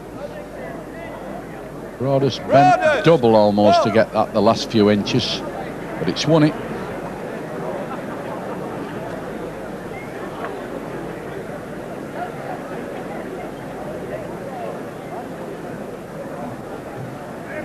Certainly spread a few out. Neville Constadine didn't like looking at those two yellow balls. He was sort of afraid somebody would say, are they yours? But at the same time, he wouldn't have minded if he'd have counted them. They're still gone on the card.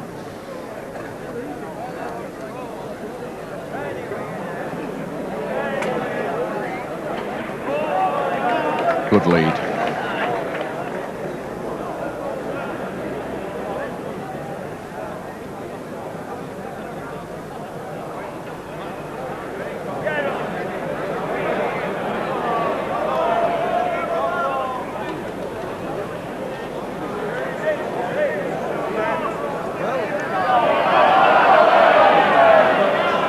Crowd there trying to hurry up Terry Ashcroft, who's normally very prompt with his decisions and the service he gives to the bowlers. It's just confirmed that Constadine's yellow ball is the nearest.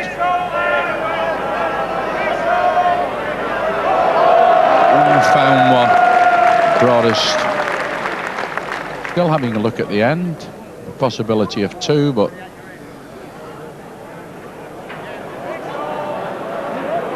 Neville's turned his back on this.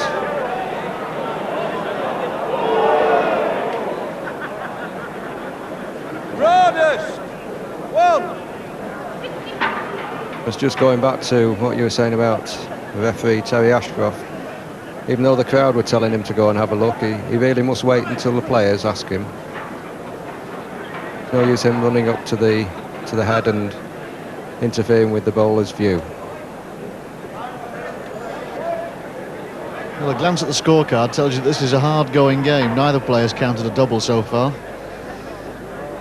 13-9 in Broadhurst's favour.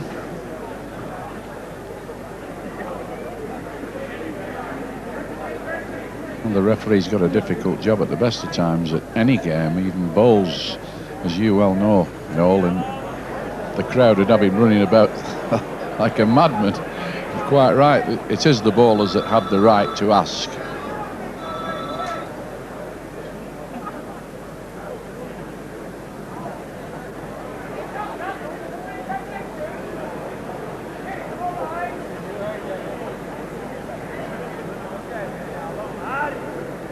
Round the back and a long way over. What I said, he's looking to improve on his first ball. He's certainly far enough. He's won it this. Only playing one ball at the moment, Broadhurst. One a mile away, but the other round about the jack. Well, if he can get 21 of those, he'll not be too disappointed.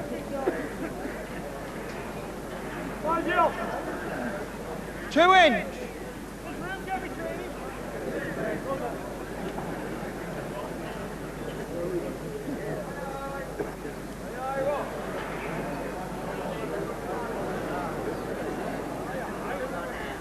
Broadhurst, one. Neville's not striking the consistent form he showed yesterday. No, the lad he played yesterday, John Gurney, no doubt he's around somewhere in the crowd, John, watching it, and I'm sure he's thinking that those balls that Neville's played and gone skating through yesterday counted, you know, and turned his game upside down. He played wonderful yesterday, Constadine, and produced 3 magnificent balls that turned 1 down into 2 up on each occasion, and I think that twirled the game round in his favour, there's no doubt. But you see how different it is today. The rubs, if anything, have gone against Constadine. That means, of course, instead of being in front, you just want a 2 at the back. But still very, very close, this game. We mentioned in the past couple of days, Harry, that talk of panel bowlers. Constadine is a panel bowler. Some people might be wondering what a panel bowler is. Well, panel bowlers, the LPA was a professional body, you know, and the men played as professionals. You must remember the game in those days, it was an amateur game, and it said amateur on all the paperwork. That's been taken off now. Just a few years ago, the alterations were made so that everybody can play now, under whatever. The panel association is still very much in being, and they play every day, but they don't have the same, I wouldn't like to use the word restrictions, because panel of some years ago, I used to go and watch it quite often, very, very entertaining, and they were all exceptionally top flight players. So now Constadine still plays occasionally on the panel, and Gregory, of course, was a top panel man for many, many years. You've seen them play in the past and all, haven't you? I have, yes. Basically the panel was a 2-horse race, lots of betting going on, and they still do play every day. Yes, they played the old 41-up games, not 21, and they used to say that's play for the dinner on the panel. You know, that's why they're a bit sharp, aren't they? So if he was a bad player on the panel, they said, well, if he played for his dinner, he'd starve to death in a fortnight because he'd never win a game.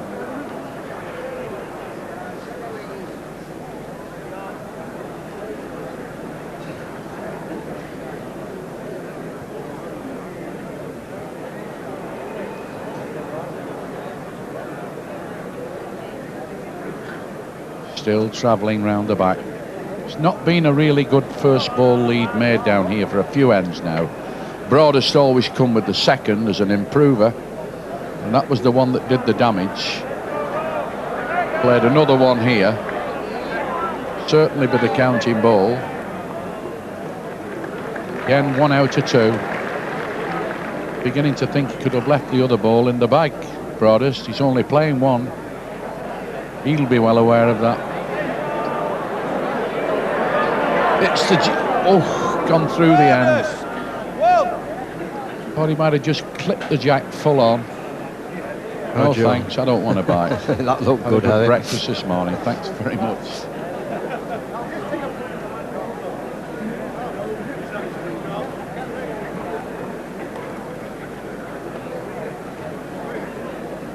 Well, Alan Broadhurst here has opened up a gap of 7 chalks without really having to play exceptionally well.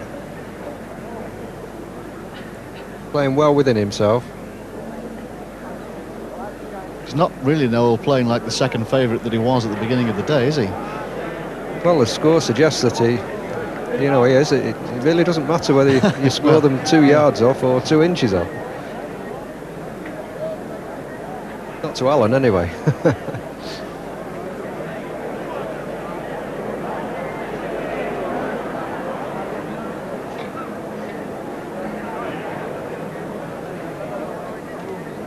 Certainly spreading them out a bit at this end. Even the black ball on the bottom, it's a lot farther away than it looks on the picture.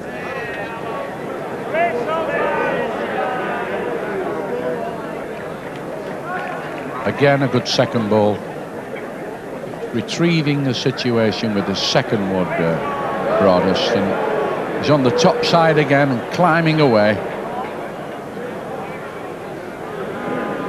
Broadhurst has signalled a double.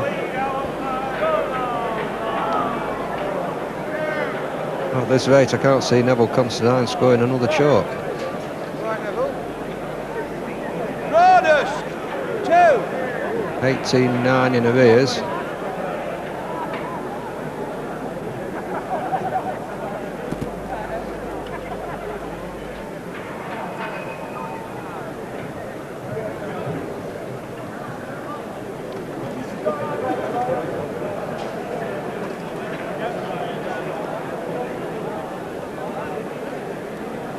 Broadhurst, after playing this game, he's got away with 1 or 2 slack balls, even though he's countered.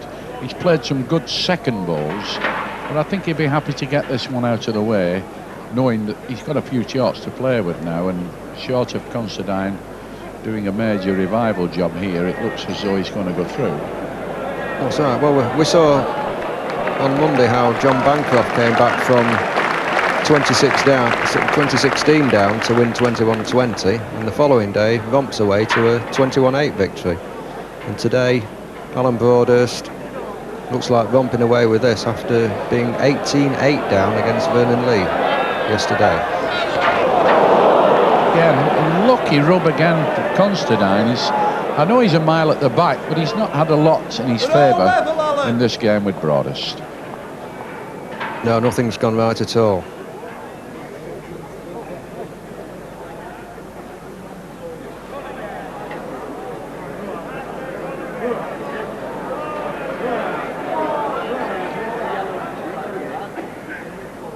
Alan's getting a little bit close to those balls sometimes.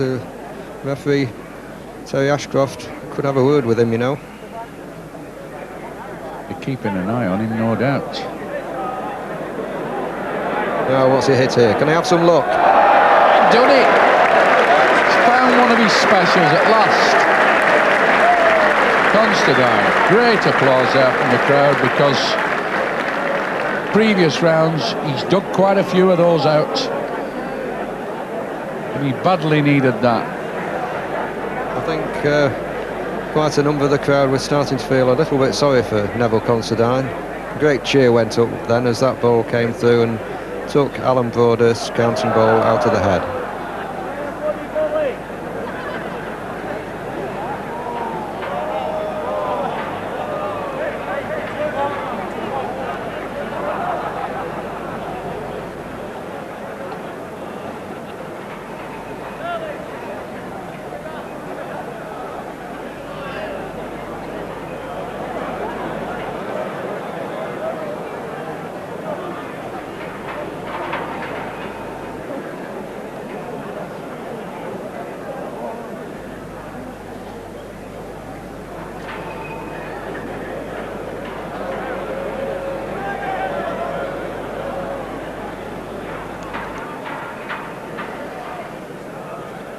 Broadhurst well wide. Constadine played one and almost over a big yard away from the jack, but improved with the second now. And lies two.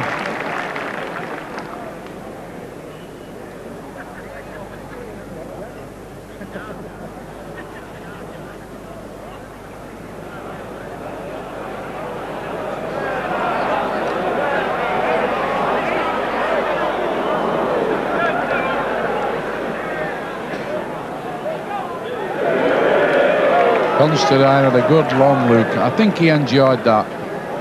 He just took his time. I think letting Broadhurst think perhaps he only had a single, and then he gave him the shot when he got there and put both his hands up. Just a little bit of gamesmanship there.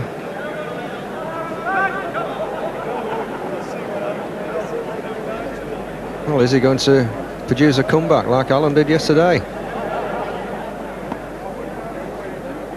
Yeah, that's what Broadhurst might be worried about. Thought, well, if I can do it, so can this man, Constadine. Yeah, a couple of quick twos. Another two this end, and he's only 3 chalks behind.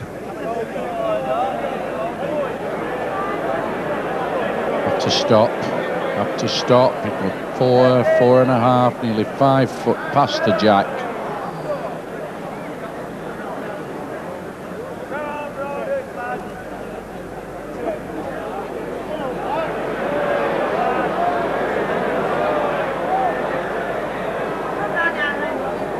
Not a long way off going in the gutter, this, if it runs on a little more. It's gone. On the bottom side, always too low. Big yard over. No recovery for that. Broadhurst having a practice swing there.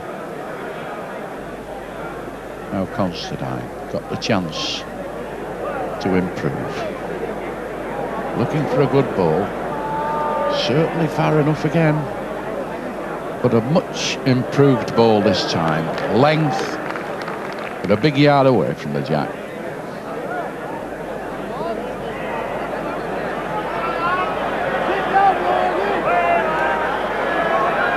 What a chance this one, Harry. Great ball.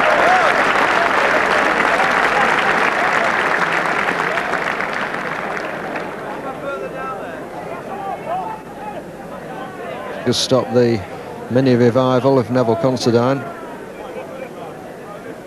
Yes, he just slipped up with his first ball, Broadhurst. He stuck it on the bottom side and it went in the ditch. Constadine come back with a decent ball there and you know, put a little bit of pressure back on Broadhurst, but he came up with the second, the real winner. And now he stands 2 off victory at 19. Constadine 13. Very good lead.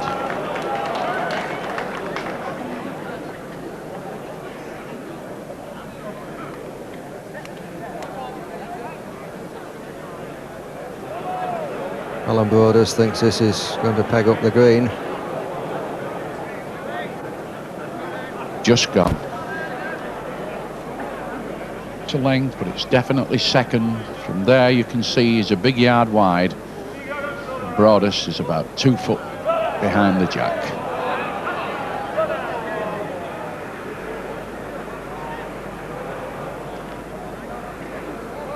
Wanted to make that count, Broadhurst, because at 19 he only wants 2 for victory. He certainly got one. He's trying to lie game. Constadine is so good at running balls out. If he can sit this ball at the back of the jack clean, he could count a double here.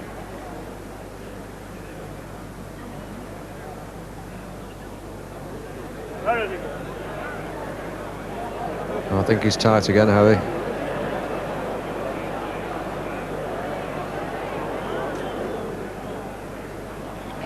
Yes, it was a good effort that. He's played 2 fair balls there for nothing, Constadine. And Broadhurst now goes to 20, just 1 off victory.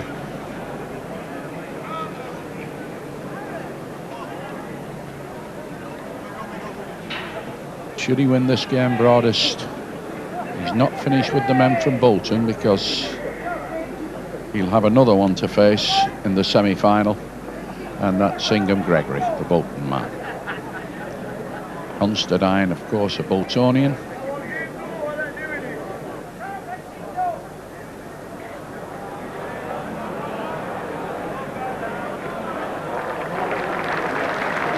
Fair ball.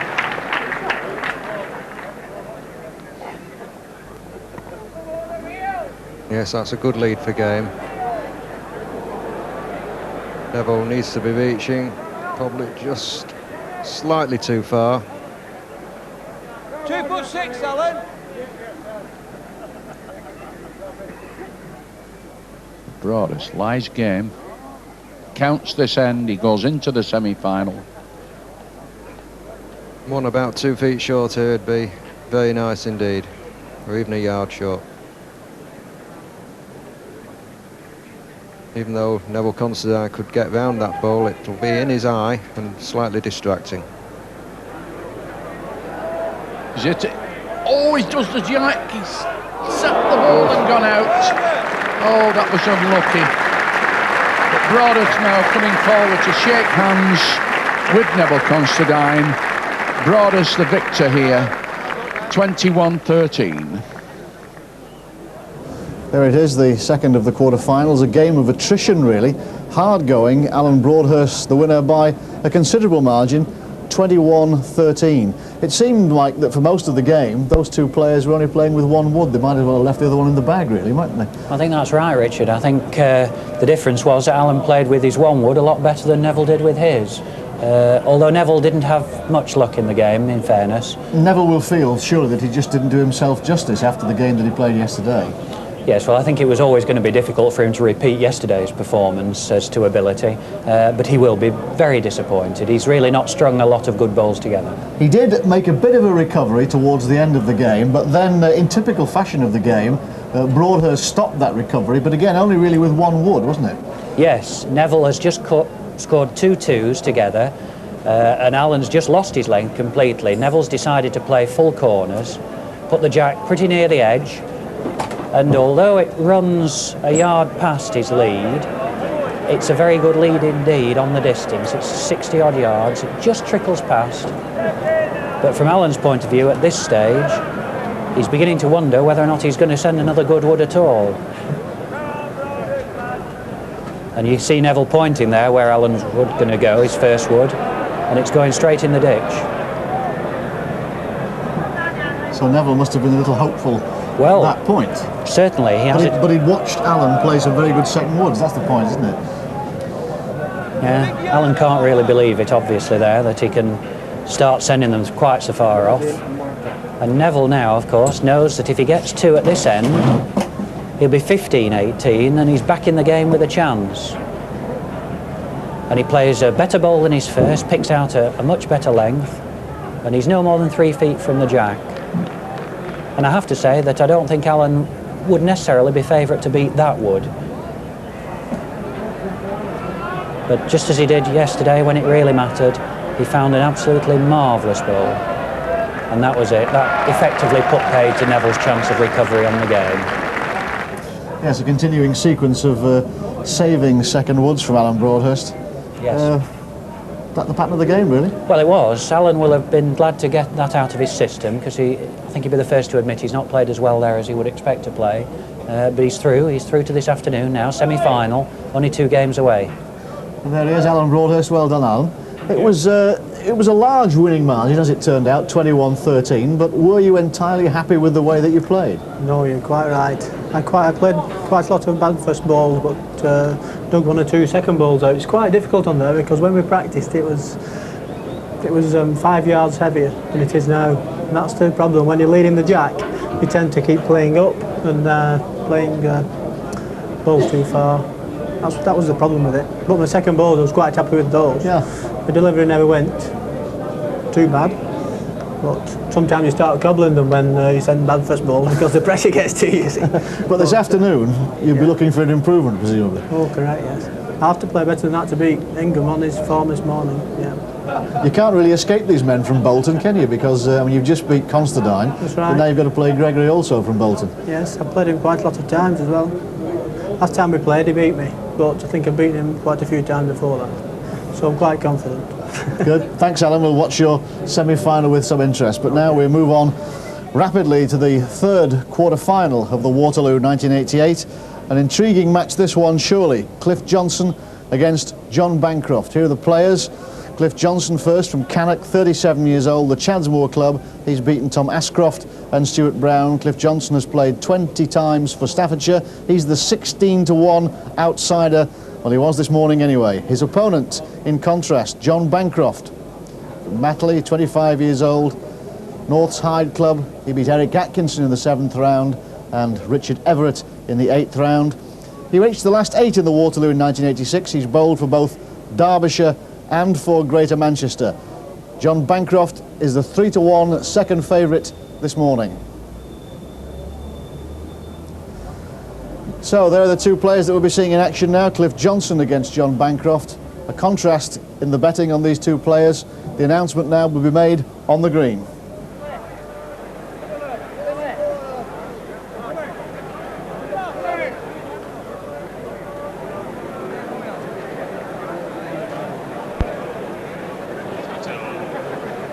Today's 3rd quarter-final, ladies and gentlemen, in red, from Cannock and Chadsmoor Bowling Club, Cliff Johnson.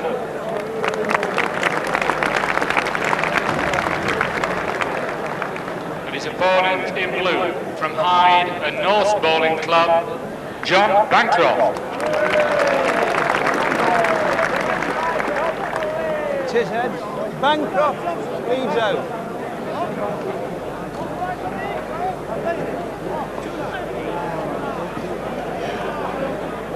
John Bancroft in blue sets the mark in this third quarter-final match. The young man, certainly a very attractive player when he's on form.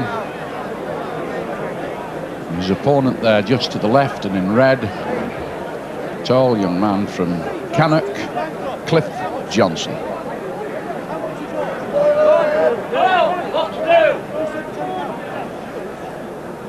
Bancroft come down to his favourite corner.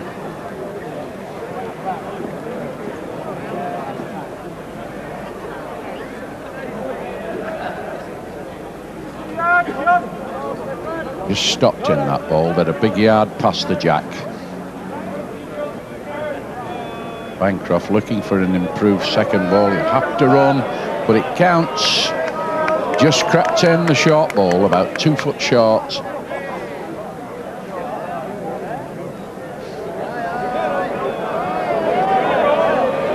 Done his own.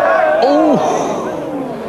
Bancroft sort of half leapt up in the air then because he thought Johnson had taken out his own ball.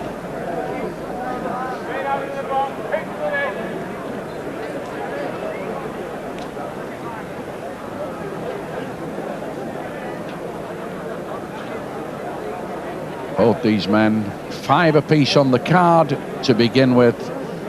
Bancroft getting the first chalk. One in front, 6-5.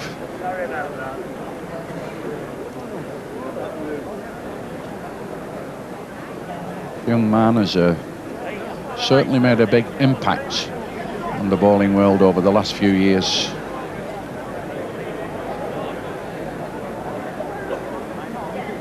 He was in the last 8 of the Waterloo in 1986. And he's been a winner at the Isle of Man and of course the Manchester Evening News, the Georgian Dragon. Already an impressive list of big handicaps to his credit. Johnson, 6 inches, John. not too bothered about all that glory, just plays one about 3 or 4 inches off the jack.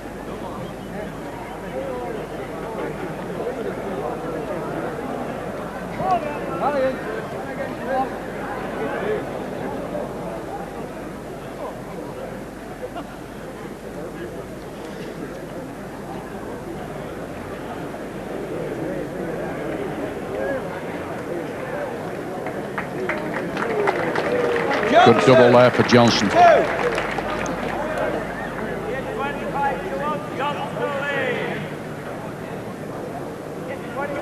Bancroft got one at the first 10 and then went across the green.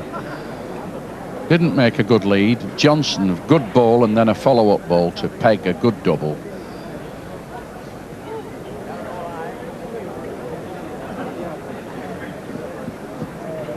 Now Johnson sets the mark.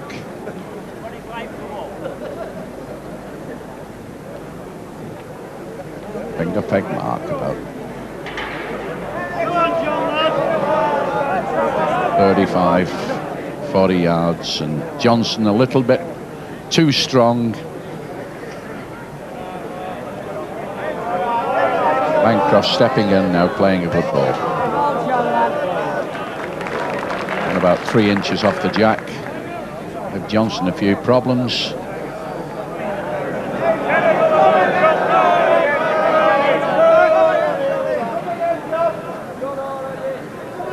Good length ball, but narrow and going away from the jack.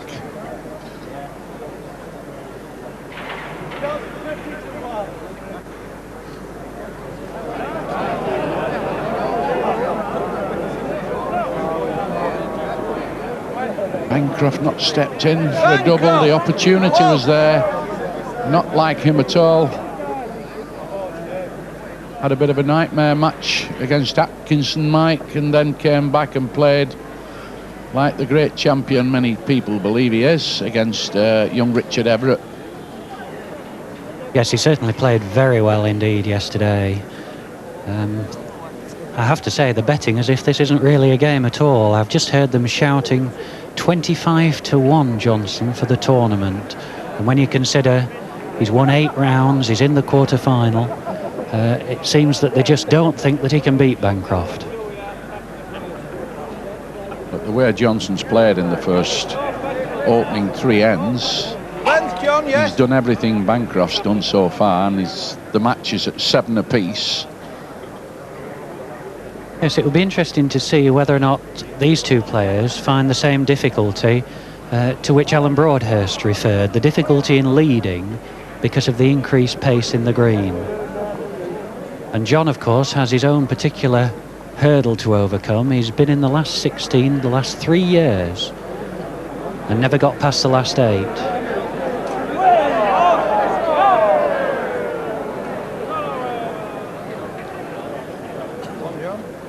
Bancroft, 1. Just to savour the ball at the back from Johnson.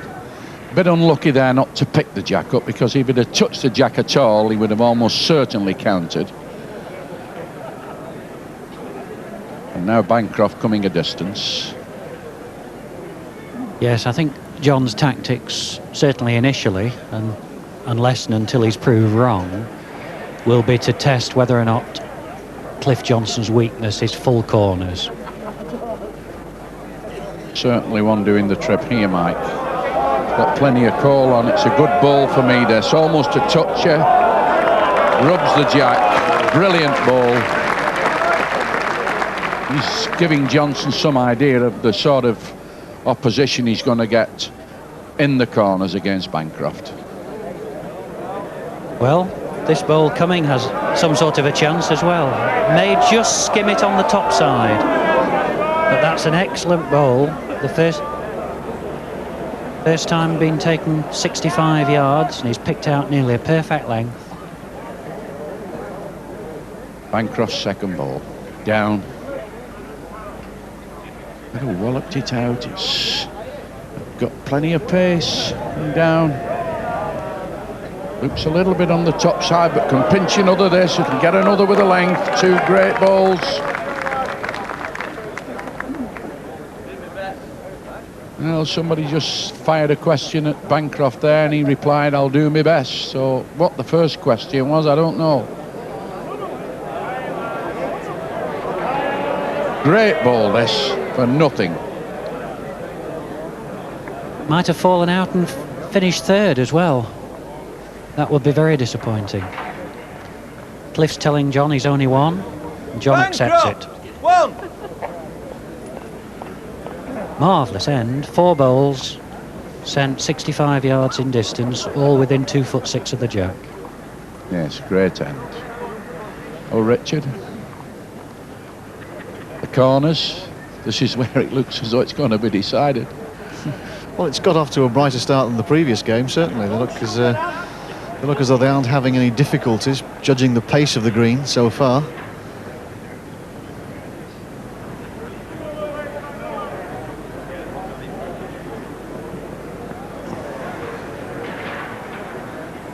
Well, short. Yeah, a long way. Gets them out very smooth. Bancroft used a little bit on the top side. He didn't give it quite enough pace to get it down. Johnson. It's better. Run again. Yeah. Might have just give up that. Second. Bancroft not wanting to hit that ball. But Johnson, by no means being outthrown here by Bancroft. He's not been found wanting in the corners. He's played good balls and not counted them.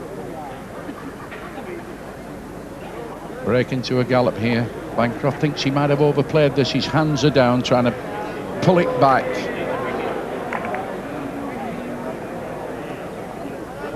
Yes, gone skating through. Signalled that it's made another, though, has Terry Ashcroft.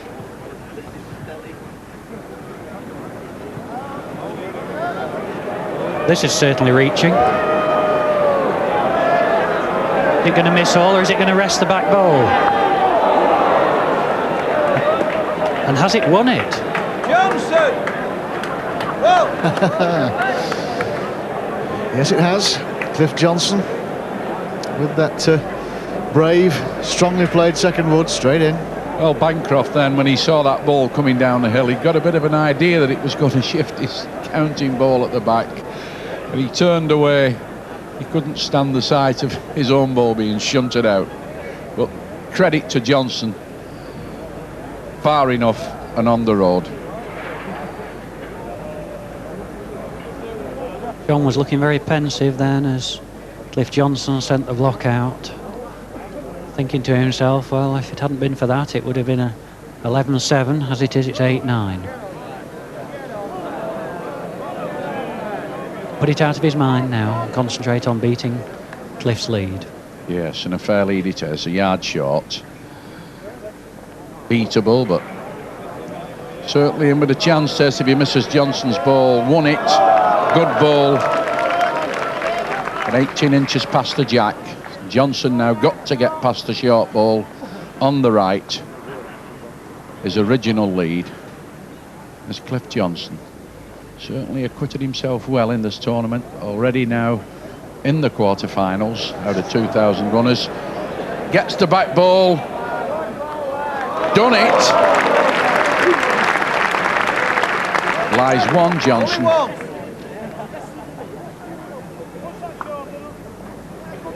Bancroft coming through quick. Turned it round, coming on the bottom side. Not a mile off, clipping it out. Oh, what a ball. Might not have counted. John's turned away from it in disgust. He thinks he's been very unlucky there, and he's right.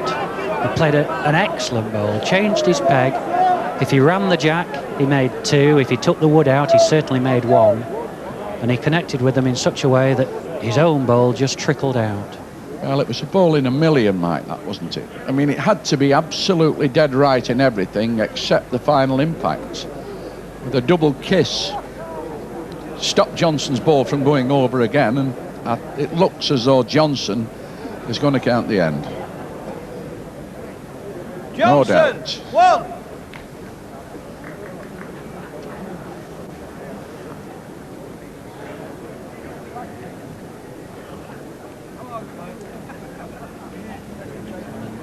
Johnson back down the middle of the green. Watched him in a few earlier rounds, and he favoured this mark on quite a number of occasions.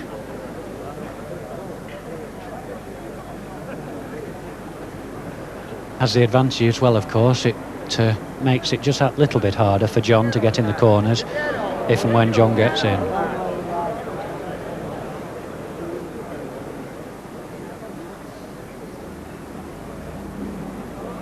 Pace is right if he can miss the short ball. Cocks up in the air. Can he get past it?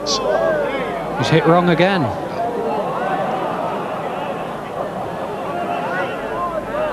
Terry Ashcroft on his way over to the end.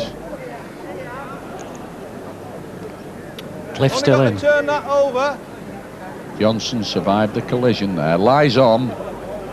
Bancroft now not been unlucky. He's not been really lucky. He's played a wonder ball and not counted it. Played one that was an absolute dead length and didn't get there because he just tickled Johnson's ball. And you can see Cliff's given this plenty of land. Frightened of running into John's ball, and he's picked out a perfect length, and that could be counting, could not. John wants to know. He's asked for information from Terry. Wants to know if it's 1 or 2. Only 1. So now he can play freely at his own bowl, and he's certainly played with some pace. Oh, got a... Well, he was lucky there. Big smile from Bancroft. Tips his imaginary hat to the crowd. Waves and acknowledges that that was one out of the onion bag. He hit the wrong ball and ran on afterwards and stopped about 6 inches in front of the jack. Oh well, maybe that compensates for the one that he should have counted at the end previous.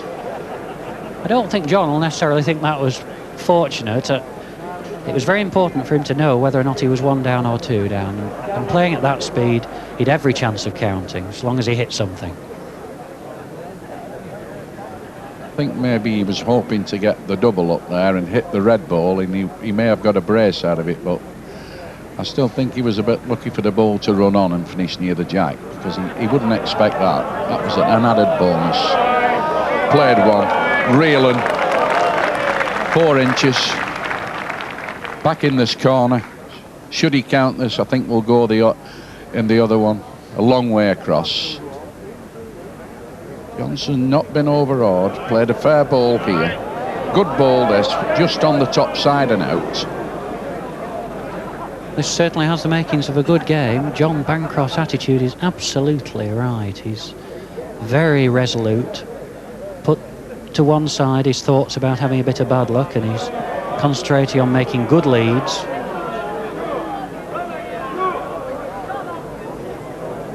Just stopped short, I think. Again, information needed, because again, Cliff needs to know whether it's 1 or 2, and it's only 1. Terry Ashcroft just dancing around at the top of the screen there. There's only 1. Bancroft already telling himself off when he walked past the jack. Wanted to be a few inches farther, but Johnson again played a good ball there. It's only just missed the end. Could have split that jack and ball. Who knows, he might have got something out of it. As it is, 1 to Bancroft. Bancroft! 1! John still able there to exchange a few pleasantries with the crowd. One of the players who can do that and not break the concentration from the delivery. Other players believe that it affects them if they get involved in any discussion with the crowd. Well, he always seems to enjoy his game so much, Mike, even at home, where he plays at North's bowling club at Hyde, which is a bit of a tartar of the green. He's always seems to enjoy it, albeit not perhaps as much if he gets licked a few times. No, he's got a marvellous attitude to the game. He loves playing. He loves this. He regards, I think, as an ideal arena to show his talents. Given Johnson a bit of room to work in there, John Bancroft on his way back. And Johnson now, the lad from Cannock and Stafford, in red. The crowd condemning this ball, not far enough. Johnson's always reached in the previous ends, but perhaps Banjo Bancroft could have just found him out a little bit now. Banjo again, blowing into his hand. Little habit he's picked up over the last year or two. Certainly far enough. Gets down the hill. Oh, it's a good one. Be a fair ball this if it runs on again. Gets a bit of applause, and rightly so. Sending a long way. This is an important bowl now from Cliff Johnson. Last time they played on this mark, he was lucky to count. This time he's going to hit his own bowl. Will he save? Yes, he's knocked it second. He'd be reasonably happy with that. It had no chance of winning.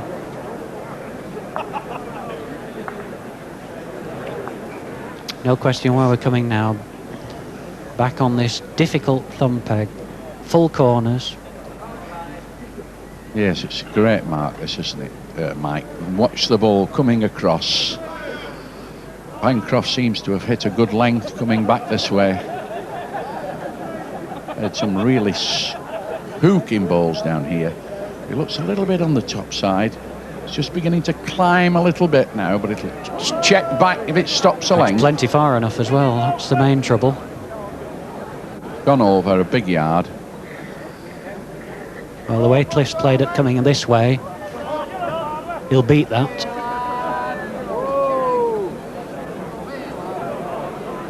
And beat it he does. A perfect length. Just over the top, but it's a difficult mark. He'll be pleased with that. Good ball there.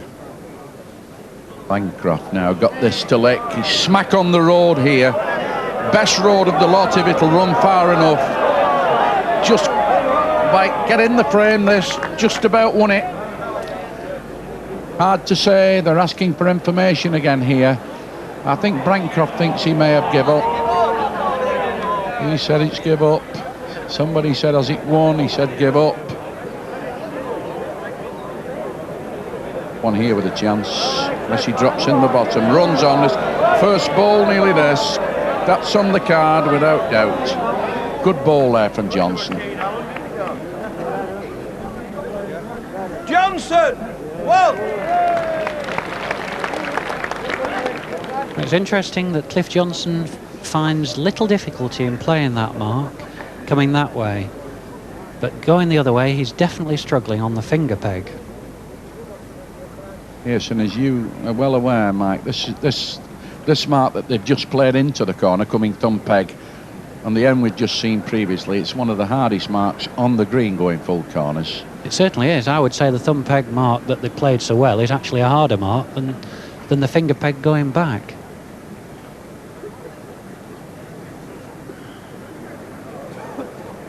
It's obviously not the fact that Cliff doesn't like playing finger peg, because he's led finger peg himself. He's just not leading quite as well as John when he's had his chances.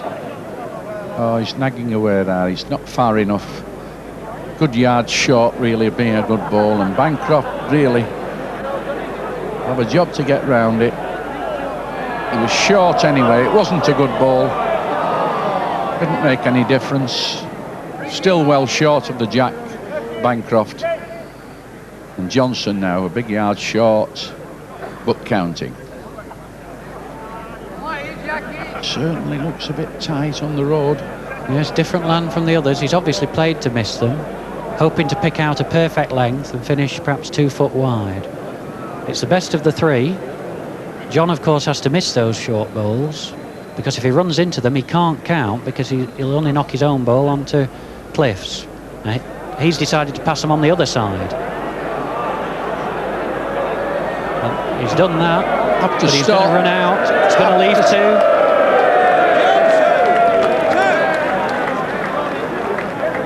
It's a very awkward position there for John. There looked to be a lot of room, but his land was badly handicapped by those short bowls. He must have given some thought to changing his peg. Johnson now coming back across the green, playing, cutting the green almost down the centre, but he's playing his finger peg mark about 40 yards. Got it out sweet enough, but he's a little bit to back now. It won't come any nearer. And half a yard overplayed on the road. A little bit too high.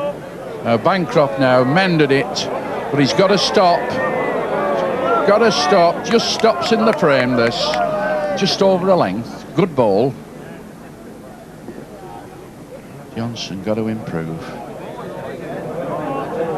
Certainly on the road. On the road, this. Got some sort of a chance for me. Won it. Good ball from Johnson. Bancroft would have been looking to have a chance to count that and possibly get a double, but Johnson scotched all those ideas and played one, and Bancroft now touches him. Oh, gone. Got out. Wow. Just gone. Johnson! Well! John will be starting to think that the gods are against him in this game. He really hasn't had the rub of the green just yet, and he's 13-12 down. He could so easily have been a few points ahead. And Cliff not really strung consistent leads together yet. If he starts doing that, it will make life difficult for John. Well, he's down the middle of the green again. This time he has made a lead. Good ball. Dead length. Finger peg.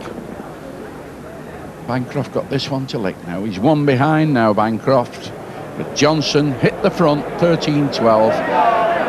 It's going to go through the gap. Again, no contact. Could have stood with a rub there on Johnson's ball. It might have just kept him in. But Johnson keeping cool, playing well.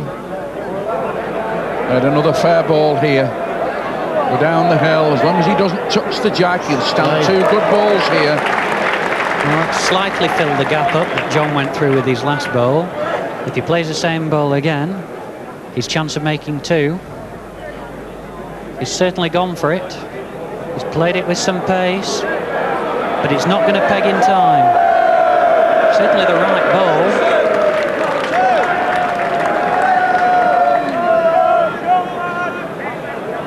Just a fraction off the land when he delivered it.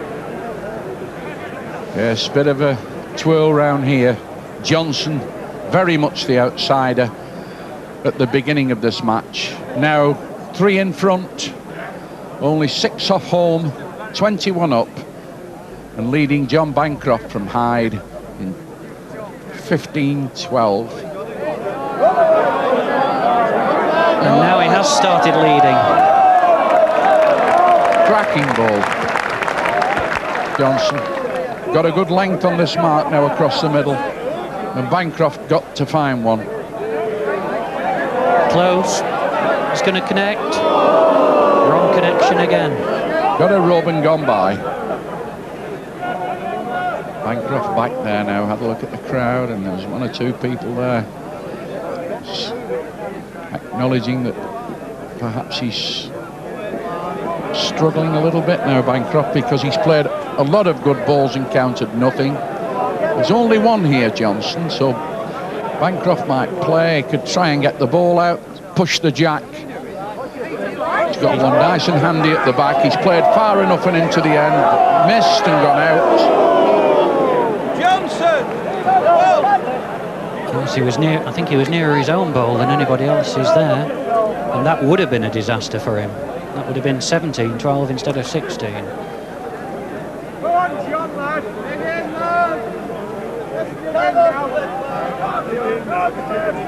There's Cliff Johnson, a man from Cannock in Staffordshire. I know that the Staffordshire lads from the Cannock area, he's from Chadsmore Club. I've been down there, it's very nice.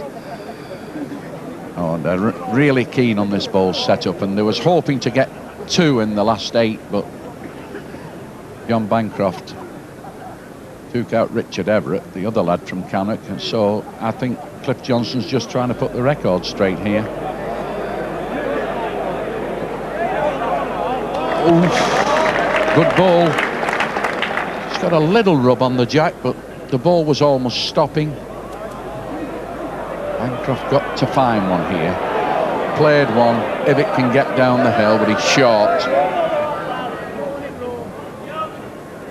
Johnson got it to do again now. Gets 2 here.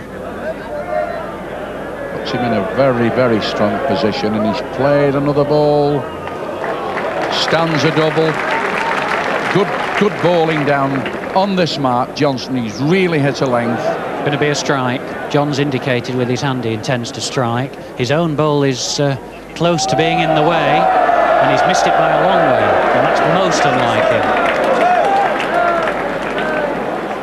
Most unlike John to miss a strike at 30 yards and miss it by a yard.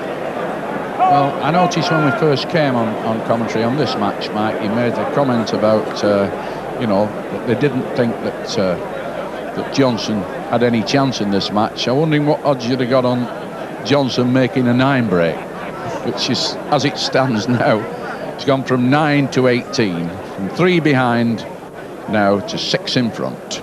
Could have bankrupt all the bookies on that. I think you'd have heard a few shots ringing out there. He's led again. He has started to play well. He's certainly cashed in on that little bit of luck he had early on, which kept him in contention. And now he's really taken his chance. Very difficult now for John to get back in the game. This is close. It's going to be close. He's missed again. Through the gap. Well, he looked to the heavens then. And really, he's been very hard treated by Lady Luck this game. The crowd are saying that this is too far. But too far or not, he's run into the John's wood and made 2 off it. It's now Elijah double, and if he counts these, he's 20 and just wants 1 for victory. A real big turn up, but Bancroft in with a squeak here. Gap again, no, he's won the end. Wonderful ball. And no point was ever harder won than that one for John. He must have thought, when he came to deliver that second ball, that everything was against him.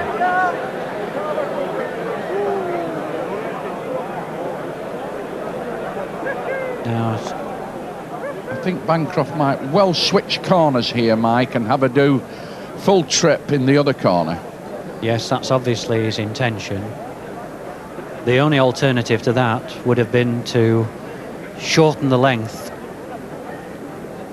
But he's decided he'll just try one go at the other corners.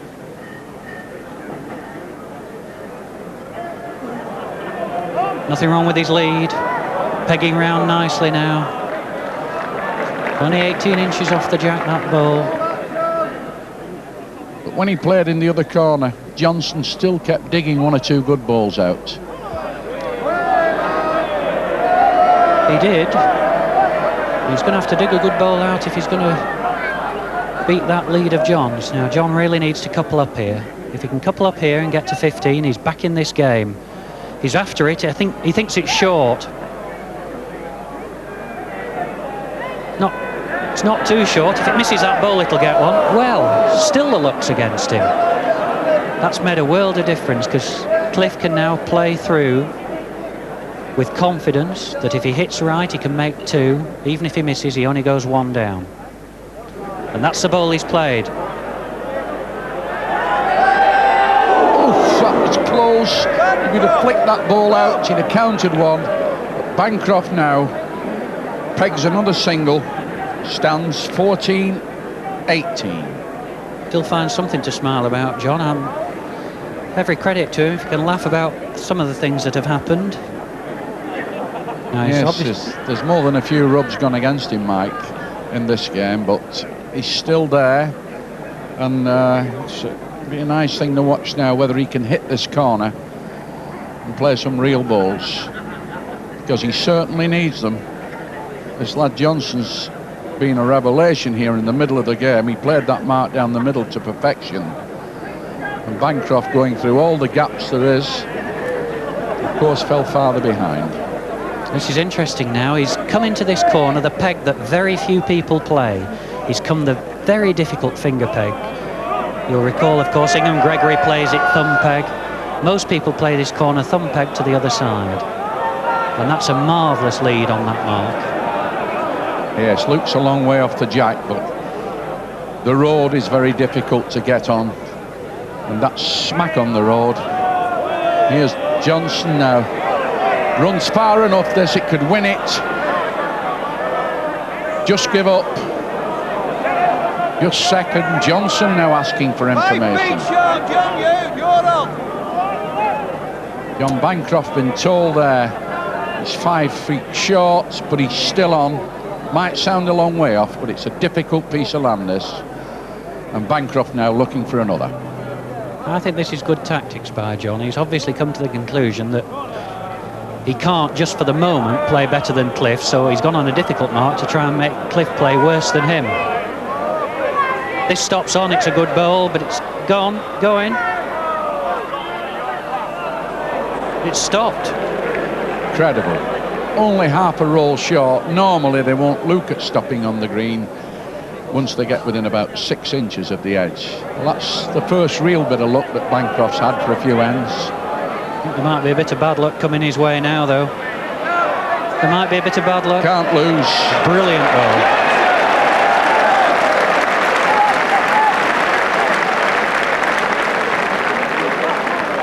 That was really some ball. A long way on a difficult mark, and he managed to just get past the short balls and play an excellent and vital ball. He stands now at 19, wants 2 to get to 21, which gives him game and a place in the semi-final. Johnson going across the middle of the green again, going back to the land that's yielded a nice run of shorts, but he's played a no ball here. It's gone up in the air and away. Normally been platting them round the jack here. How often do you see that happen? An excellent ball played, picks up the jack, and then sends a poor lead. And John's cashed in on it. Good ball. But Cliff certainly proved a point this game. He's proved that his weakness is not the full corners. He's slipped up with this. This is going to be further off than his first, nearly. Do you think really, Mike, that the pressure might be getting to him just a little bit now? I think what may have happened there, after playing such a wonderful wood on in the corner, he just mentally relaxed. Thought perhaps he'd done enough then, and now he's given 2 back. Now I wonder if John might just try a very short length. Cliff struggled to break his length down the 15 yards difference that they've just played, and if John took him very short, might just break his length altogether. Very interesting point. See what happens. No, I think he's gone a long way. He's gone into the corner. Not deep in it, but certainly far enough to give the idea that he might be going back in the opposite corner should he get in here. Sees ball running. It's a good lead. A good lead. It's running up now. Could have finished almost exactly a length. Yes. A foot to the side. Johnson got that one to beat. Bancroft now at the back. 3 behind. Well, you can see he's just going to peg above it. Just a shade short as well. A little bit on the top side. Struggling with the land here, Johnson. And Bancroft now wanting to certainly get in at this end.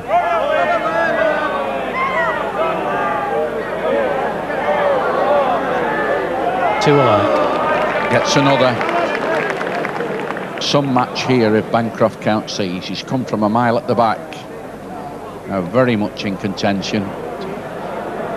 Now you can see he's on the land. On a road. He's on a road, this. Is it going to win? Is it won it, this? Going to win off it?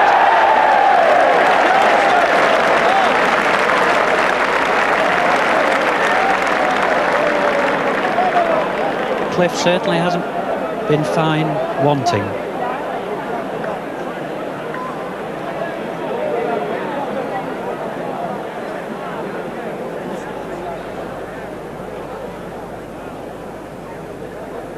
Back again down the middle. Johnson. He's taken the jack a little bit lower than he normally goes across there. Change in land. Well, he certainly won't want to go back to the last place he played, where he played 2 woods some distance off. It's just one good lead now, short of a place in the semi-final. And there it is. Third one. 20. Wants 1 for game. And stands one about 8 inches. Dead level with the jack. And Bancroft playing up to the end. Nearly licked it. What a wonderful ball this is. Brilliant ball. Absolutely brilliant ball. All kinds of heavy pressure here, Bancroft. Johnson must have thought that might have been enough to get him out, but no. Now Johnson got to play again. Looks a little bit on the bottom side. Spread one here. Won't count. I think Bancroft might be quite happy to peg one here. Well, he's changed his peg. He's done right, because playing the other peg, there's less chance of knocking Cliff in. Difficult to get on the land. Not quite. But he certainly went for another. Bancroft, 1. This game's always looked like providing a grandstand finish.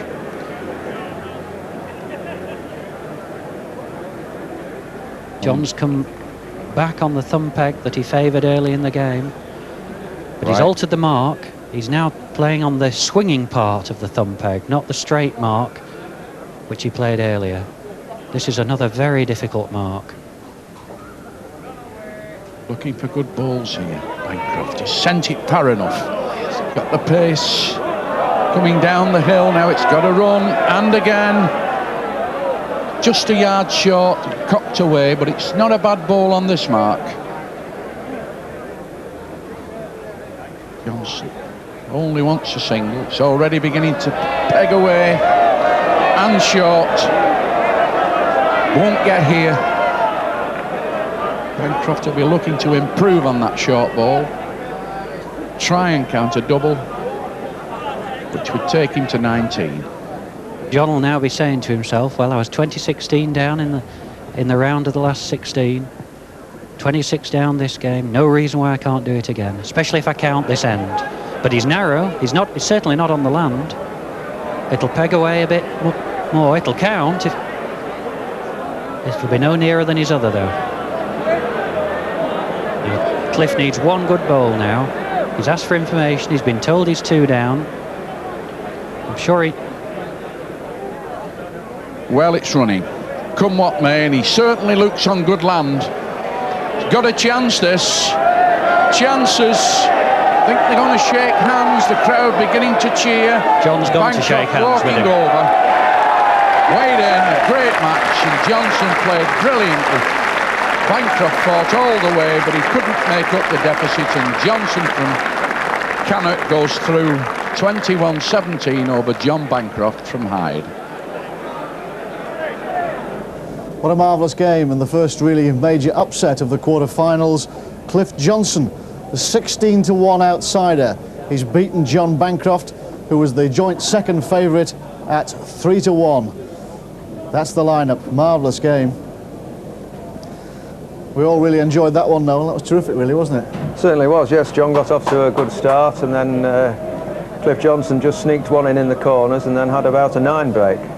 Then John came back at him again, and they played some absolutely unbelievable bowls towards the end of the game. I think we've just about got time to have a look at some of the bowling that Cliff Johnson was able to pull out. You remember one end towards the end of the match. I mean, he was. Bancroft was bowling so well at that time. That's right. And of course, Cliff Johnson was able just to keep coming back at him, wasn't he? That's right. If it's the end I think you're talking about, it was 1916 to Cliff Johnson at the time, and John Bancroft lay with 2 good balls in the corner.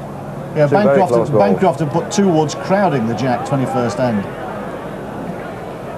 There's one of them. So it's a good lead.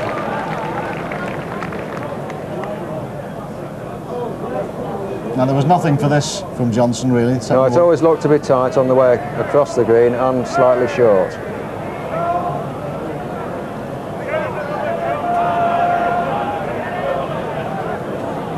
I wouldn't be too happy with that, Johnson, really. Not really, no. But at least it's pegged up out of the way. It still leaves him sight of the Jack.